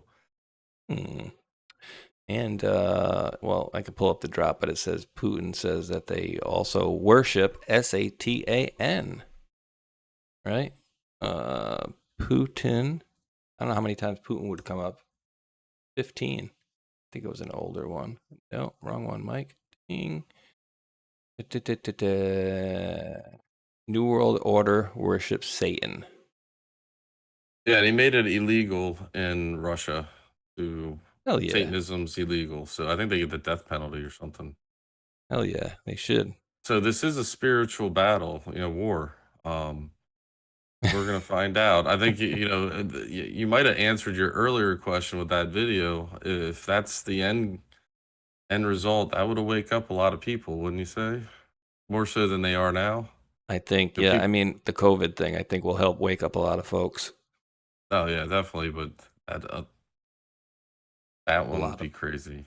a lot of this stuff needs to be. But again, it gets back to the media and us needing to hold their feet to the fire, and that way they have to either, like you were mentioning earlier about the license, like, hey, you want a license to cover news, then you have to be on the up and up, and then you basically have to have impartial observers, right? Like one from each side, independent, Republican, Democrat, and then they can all do fact checking on it, right? And so that way they can keep their licenses or whatever. And then, hey, if you want to be able to just BS anybody, you have to say, hey, this is entertainment news. So you make it two different deals, you know what I mean? Yeah, and think about it like this. Jay Clayton, he's supposed to come into his nomination of Director of National Intelligence. Did he come in already? Is he there? I don't know if I don't think he got his thing done yet. Well, he comes from the Southern District of New York, and that's where the Frazzle Rip videos on the Anthony Weiner laptop. So, are we getting to that point? I mean, they mentioned the UFO thing, Epstein, which we've talked about it being connected, and the guy Eric Weinstein or Stein has theorized that there's some serious connections there, and there is. We don't know about the Zorro Ranch yet, and that's under investigation. Yes. And so, it's coming. And we got Epstein hated Trump. He was trying to stop him in every single turn. He probably is behind even some of the stuff with Russia Gate. Steve Bannon was, did a 17-hour interview with him. I don't know where Steve Bannon's going to fall in all this. He's an interesting character. But it all seems to be intertwined. And then at the same time, you remember that Q post, we always go back to the election of 2020, past, present, and future. It all centers around the election of 2020. So I think we're gonna get all this information. I don't think it'll be all at once, but Chris Bledsoe's hinting at this Regulus star over the Sphinx will give us new knowledge.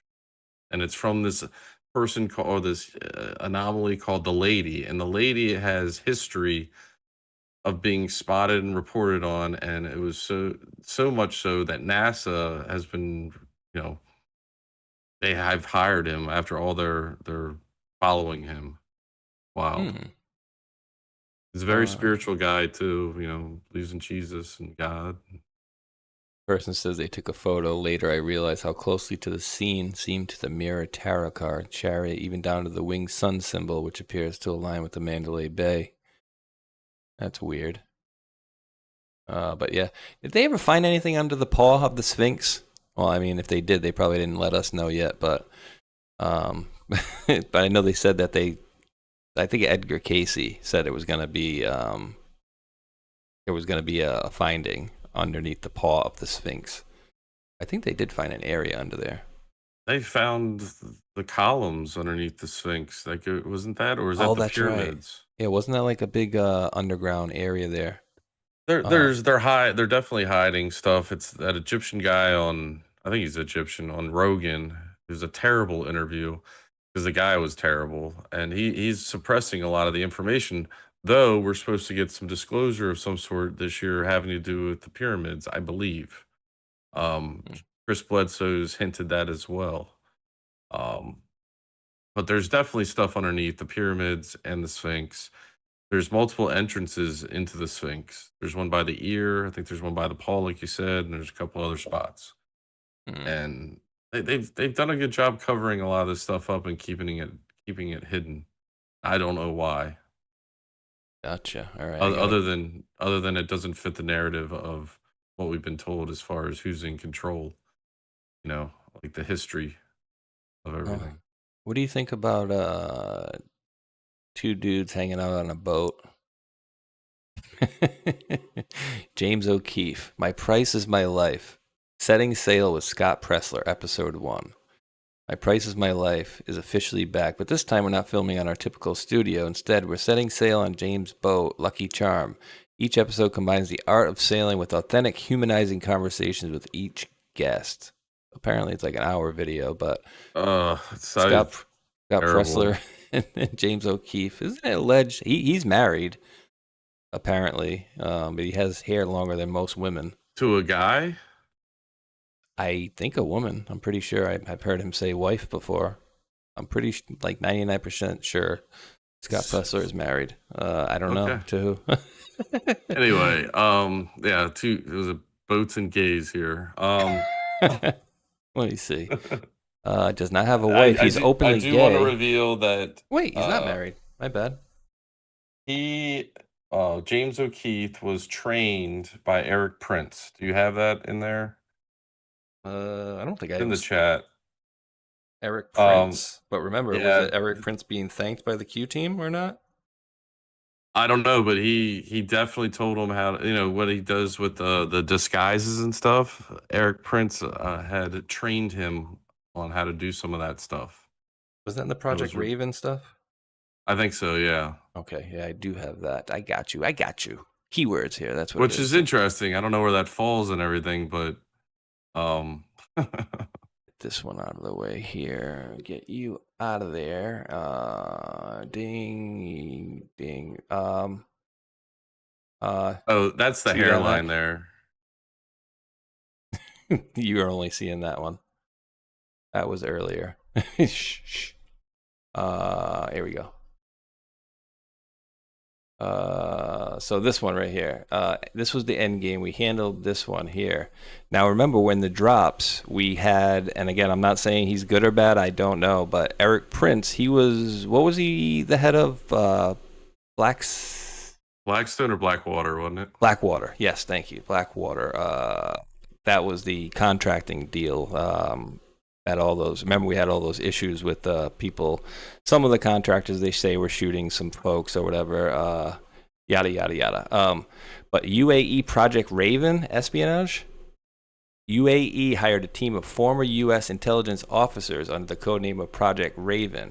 So, dude, this is sounding very similar to the other one, right? Yeah, it is. Yeah, they're just different examples of like more modern day CIA ops and the framework being used, I think maybe by private contractors, but it was somewhere. Jamal Khashoggi's in here. Remember that with the Saudi thing?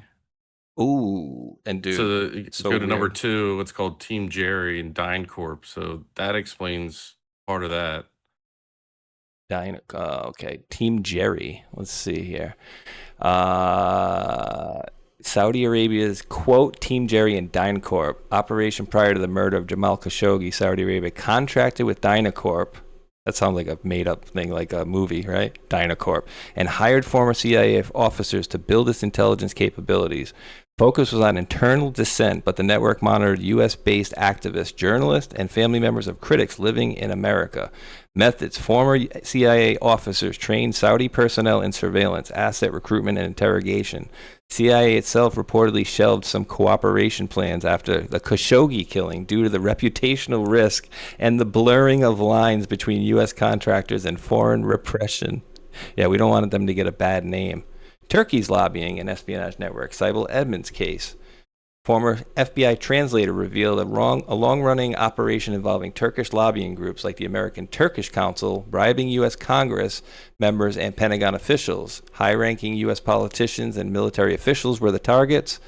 The operation involved wiretapping, bribery, and the sale of U.S. nuclear secrets. While not exclusively run by ex-CIA officers, it utilized intelligence tradecraft and involved deep penetration of the U.S. political establishment.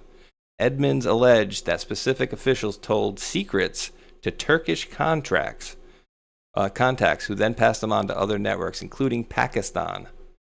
Israel's Mossad and false flag recruitment indicate that Mossad agents posed as CIA officers to recruit members of the Pakistani group Jundallah to conduct operations against Iran. While the operational target was Iran, the method involved deceiving militants into believing they were working for the United States, thereby putting citizens and interests at risk of Iranian retaliation. Agents used U.S. dollars and fake CIA credentials. This false flag operation caused significant friction within the U.S. intelligence community, which feared blowback against genuine CIA officers. The Jonathan Pollard case in the 80s remained the most famous instance of American U.S. Navy intelligence analyst spying for Israel, though he was a direct asset rather than a contractor running a firm. bro, like this stuff is like all the stuff that they got into over the years. It is so dirty and nasty, and like we're only just getting pieces of this stuff. Yeah, absolutely, just little pieces.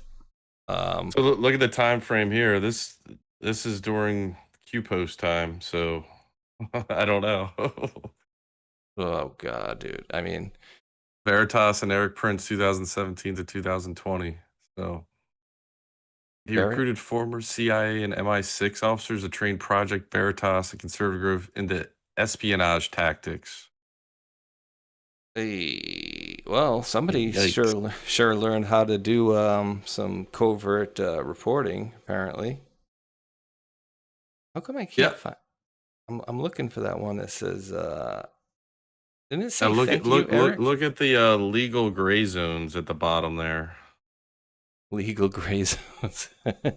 They exploit loopholes in lobbying lobbying flaws, FARA, and the lack of specific statutes prohibiting retired officers from selling their skills to allies as opposed to adversaries. But dude, I think they absolutely need to get they get the people that are leaving their security clearances. I think all should be revoked the second you leave office, right? Because a lot of these people are doing essentially is that they're taking those credentials and they're able to use them still, right? And they can look up different things. Yeah, yeah. so There's got to be some sort of cleanup. This gray area stuff sucks. Yeah, they can't be continuing, and I think they probably cleaned up a lot of it. Explicitly designed and executed within the United States, targeting U.S. lawmakers and operating on American soil, represents a unique case of foreign government, Qatar, using CIA framework, using a private contractor. So again, did I get back onto the original one here? It might be. It's kind of all together. So this might be just a separate one that we haven't read, but it's repeating some old stuff. Interesting. Project Endgame. All right.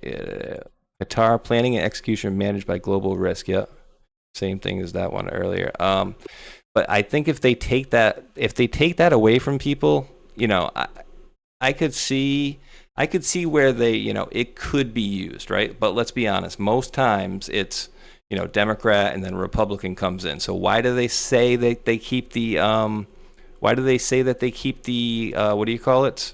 The security clearances is so a president like say if Joe Biden could lend some key information to President Trump. That's why he keeps getting the presidential daily brief, because he gets to stay up to snuff on what's going on out there, right? But then they can use that information against us, and I feel like they have for a very long time, unfortunately.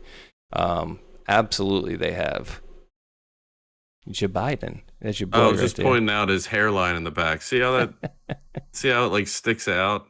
Goes down like really straight. Yeah, a lot of wigs do that. So you know, a wig on a mask or just a wig.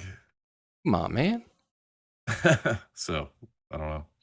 And again, dude, I again can't find any videos of him saying "Come on, man" or "Here's the deal" before we started seeing whatever this thing was, right? All right, brother. And we got anything left that's outstanding that we did not hit? We're hitting 10:15 p.m. Eastern time, and I know some folks out there need to get to sleep, including yourself. But I think I got my list pretty solidly done, unless there's something I missed. You pretty much nailed it. There's a lot of wildfires that have been breaking out, not just in the Canada. I felt like the Canada thing was so weird. It reached down to me. It was smelled. And it just seemed like a lot bigger than it was portrayed to be.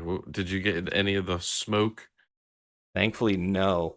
And actually, you know what? I played this yesterday and the day before, but it's worth repeating. And I'll try to turn the volume down. But did you see that god-awful destruction of Iran, dude, with that one, whatever the hell they hit them with, dude?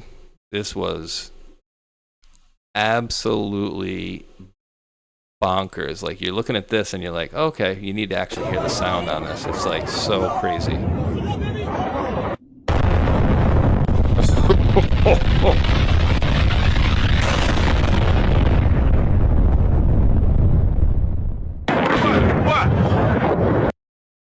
Like, dude, what the hell does that? That's a big bomb. They have people in this that they're on their balconies, like having parties watching this. I've seen like videos of it, and it's actually rather humorous, but at the same time, it's just like such a meme. Right? It's like, hey, it's cool. What do you guys? I'd be like running for cover, worried that something's gonna, nail me or whatever. Hell to the no, dude. And again, I'm not saying this is anything. I'm just kind of hitting a couple of stories that that I did touch on the other day towards the end here for some the of the house folks. yesterday where they found the body. Presley's husband, Conan Harris, owns the 2-story home as a rental property, and the couple did not live there. So, rental property that they owned, they found a dead body in, and I did a little digging on her. Her husband apparently was quite the criminal, dude. Did like 10 years or something like that, and then obviously later on, became director of public safety. Sentenced to federal prison in 2006 for drug trafficking. I mean, dude. Massachusetts, right? I tell you, like, I didn't think you could become a government official or with a criminal record. That's crazy. It's a little wild, isn't it, to think, and I'm not saying that they had anything to do with it. Somebody could have just died in their house or whatever, but of course we're reporting on it. But yeah, her husband, Conan Harris, is quite the beaut. But hey, now he's the deputy director of public safety for the Boston mayor's office. Hey, drug trafficking, now a friggin' public safety officer. Isn't that great? Or deputy director of it. This guy look like? He's bald too. Oh, it's a gunshot wound. Oh, okay. He's bald too. He's got more hair than she does. Died of a gunshot wound. Boston Police Department confirmed they were called to the home. They discovered the deceased person whose identity had not been revealed. A police report written following the incident and obtained by Newsweek lists the cause of death as a gunshot wound. Oh boy. He's Mattapan. Yeah, no shit. I wouldn't go to Mattapan. Little dangerous, dude. There's certain parts in Rhode Island and Massachusetts that are like just awful. Like we have a place in Rhode Island called Central Falls, and at one point I think it was like one of the biggest places for like crack cocaine in the world, and it's like literally like the tiniest place. Crack cocaine and Where was that in Rhode Island? Yeah, it's a little place called. Is there a port nearby? Well, I mean, we're Yep. we're essentially.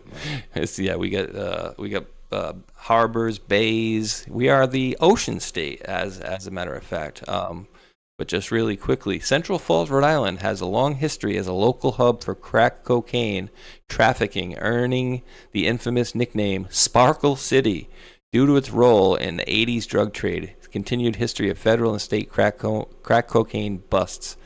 You're going to love this. You would think, it's going to be a really big place, right? Well, of course, because it's in Rhode Island. The whole area, so the area I was just talking about, this huge hub of crack cocaine, is in an area of 1.29 square miles. Officially the smallest city and the smallest state in the United States, with an estimated population of 22,000 people living in 1.29 square miles, bro. You want to talk about a shithole? That's a shithole. What's it called? Central Falls, Rhode Island. So my buddy, who grew up in the town that I grew up in, he actually moved up there because he needed a bigger place because he works on cars and stuff like that. And let's just put it this way. I've not gone to go watch UFC at his house since he moved there.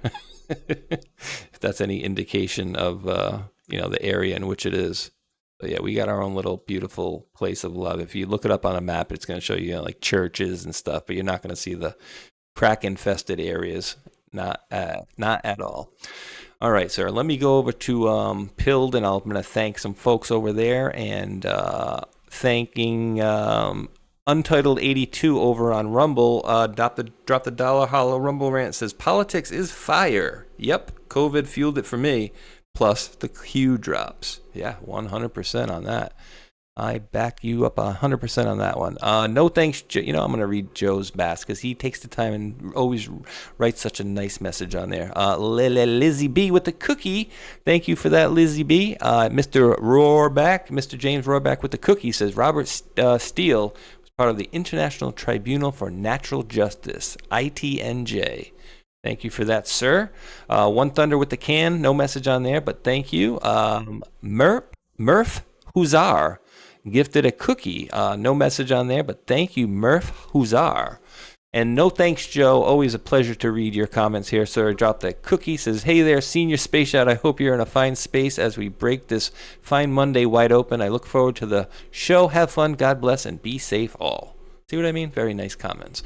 So yes, thank you for that. No thanks, Joe. And I am releasing those scratchings. Yes, sir. Thank you. Let's see.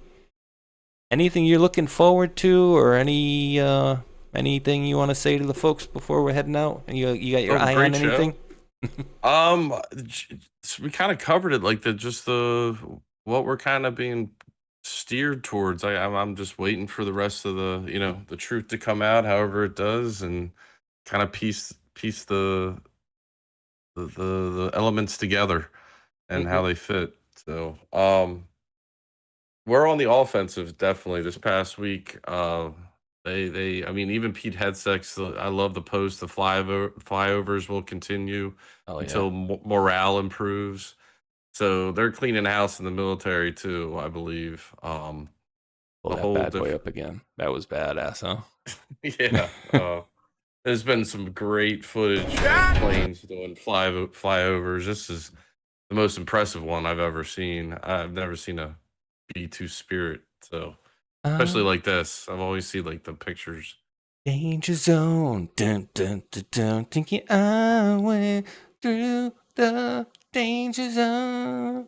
That's what they're playing in the background anyway. I wouldn't be surprised if those things can go in space. There could be like additional technology of different functions that go on these vehicles, and something like that I can imagine. That is so badass, dude. It is. And it's 17 flying feet tall. Dorito. The flying boomerang. Yeah, dude, that thing is super badass. That's what they call it. The flying Dorito. The black Dorito. Hilarious. Oh, dude. Imagine being in one of those bad boys. No, but it's got a bathroom in it and a bed and everything. That'd be so cool. It's got a kitchen. Yeah. It takes 2 pilots, so they take shifts apparently. And it's pretty impressive. Oh, dude, that is so badass. And like the windows are, the windows I think are most likely made of quartz, which is pretty crazy.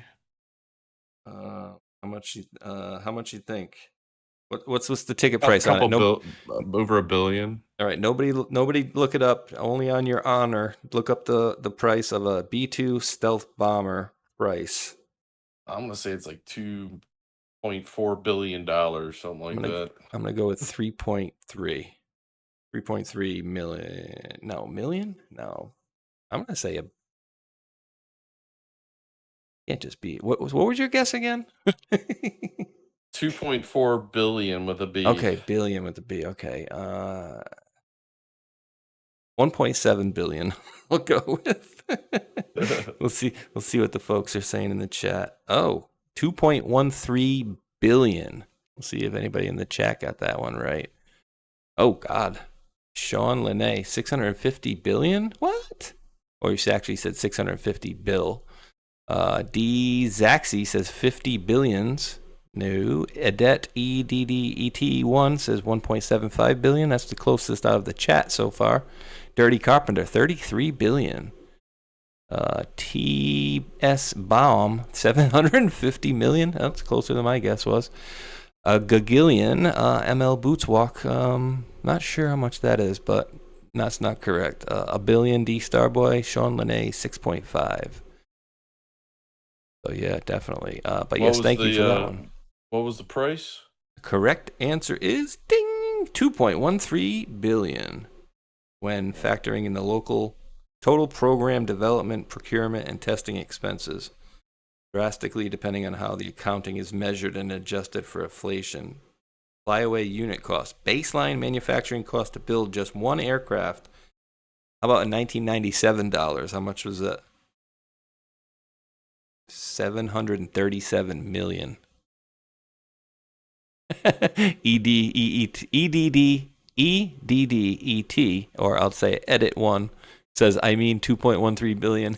Sure you did. But yeah, great show, brother. I can't wait to see what's going to happen tomorrow. We'll get a little bit more information about Cuba. My guess is with Armando. He's pretty plugged in with those with the folks down there, so he should have some information about what's going on. And I'm expecting we go in there just similar to Venezuela, and Iran. And somebody put a post out the other day. I think it was Brian Cates or whatever. He said, talking about how the Post talk about Israel for last. I'm starting to think that might be a head fake, Mac. I'm starting to think the whole Israel for last thing is what they wanted everybody to put out and think. And I think UK might be last. You know what I mean? It's a possibility. Yeah. Never know. I mean, right now the UK is being targeted already. I think, if we follow how Israel was set up, remember the Rothschilds. So what's after the UK would be the elites, the families running these countries. I'm thinking that it has to do with them if it comes up. It could be a head fake, but you never know. There is corruption in Israel, and we covered it. Right now, it finally has been brought up, at least one aspect, which is the Black Core election fraud. So we'll see where that goes, and report on it as things come out. Yes, sir. And to your point, here is said Balfour Declaration, 1917 to November 2nd.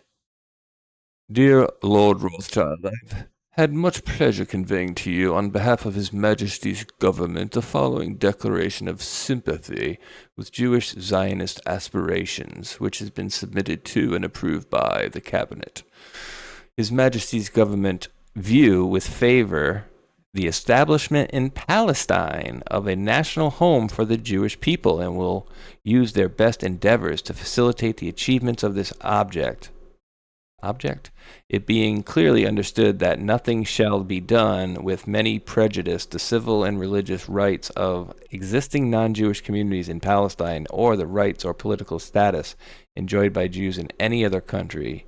I should be grateful if you were bring this declaration to the knowledge of the Zionist Federation. Isn't that crazy, bro? The paragraph before was a bunch of gibberish to me. I don't understand what he said. His Majesty's clearly understood that nothing shall be done with, say, prejudice the civil and religious right. Yeah, that's what? Oh, okay. Clearly understood that nothing be done which may prejudice the civil and religious rights of the existing non-Jewish communities. That's hilarious. Is that what they call what they did?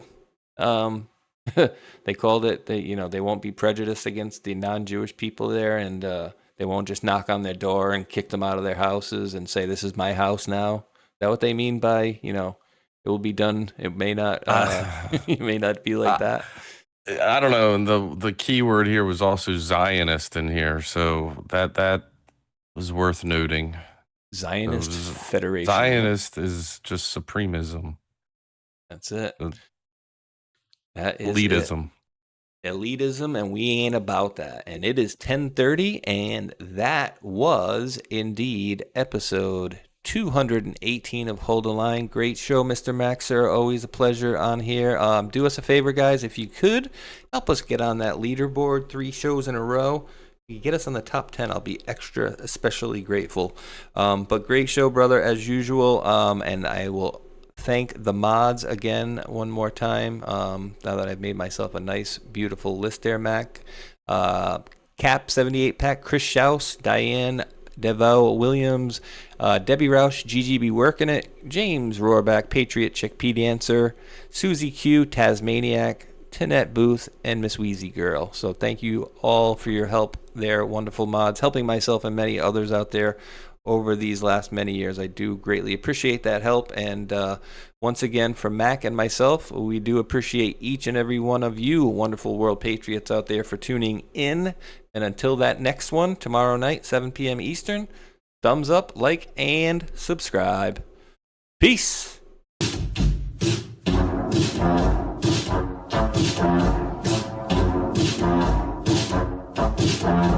Hello, guys. Something special is happening in here. That's right. It's brackets and jackets. Bringing it back, but brackets and jackets. Special Epstein Island edition. That's right, folks. Epstein, Jeffrey Epstein, the man with the island, which is suspiciously close to Haiti. That's right. You see this man, Jeffrey Epstein, is funding lots of people. He's funding lots of people on the street to make sure his shit doesn't get out. That's right. They want the record sealed. And they're paying a lot of people. Epstein's paying a lot of people. Oh, boy. For one, he's got a whole Mossad media matrix in America. And I would bet you anything that Alex Jones is one of them. Prove me wrong. That's right. Cappy's in the portal. Cappy's in the portal. Cappy's in the building with songs about Epstein. It's Breakfast Jacket's Epstein edition. Guys, I had some epiphanies today. I had some real big epiphanies about some guys. A big network of guys and spies and lies and liars. All right, think about this for a minute, okay? The guy in Portland, the scientist that just got busted for producing CP, that guy is 1 degree of separation away from Epstein. Epstein, the investor that lives in West Palm Beach, Florida. I know a guy who lives in West Palm Beach, Florida as well. Investor as well. Also involved as well. And all is not well with these guys. The Florida boys, the Glow boys, the Scott Israels of the world. You see, Epstein is Hillary Clinton, and Epstein is Haiti, and Epstein is a big network of media assets. By the way, did you know that Steve Bannon was going to that guy for money? Also, Epstein is Epstein Oprah. Epstein is Chris Tucker. You remember him. Epstein is also Kevin Spacey. Epstein is also Prince Andrew. Epstein is also... Who else is Epstein? Who else is Epstein? Tell me. You guys know? Who else is Epstein? Is Epstein Big Pharma? Is Epstein Bryan Singer? Is Epstein Naomi Campbell? Yep, all of the above. All of the above. Who is Epstein? Epstein is the keystone of a whole motherfucking matrix. And once you pull it out, it all falls down. Dersh was there too. That's right, we're dropping red pills every day. Dropping red pills in the best kind of way. This is brackets and jackets for the denizens of islands.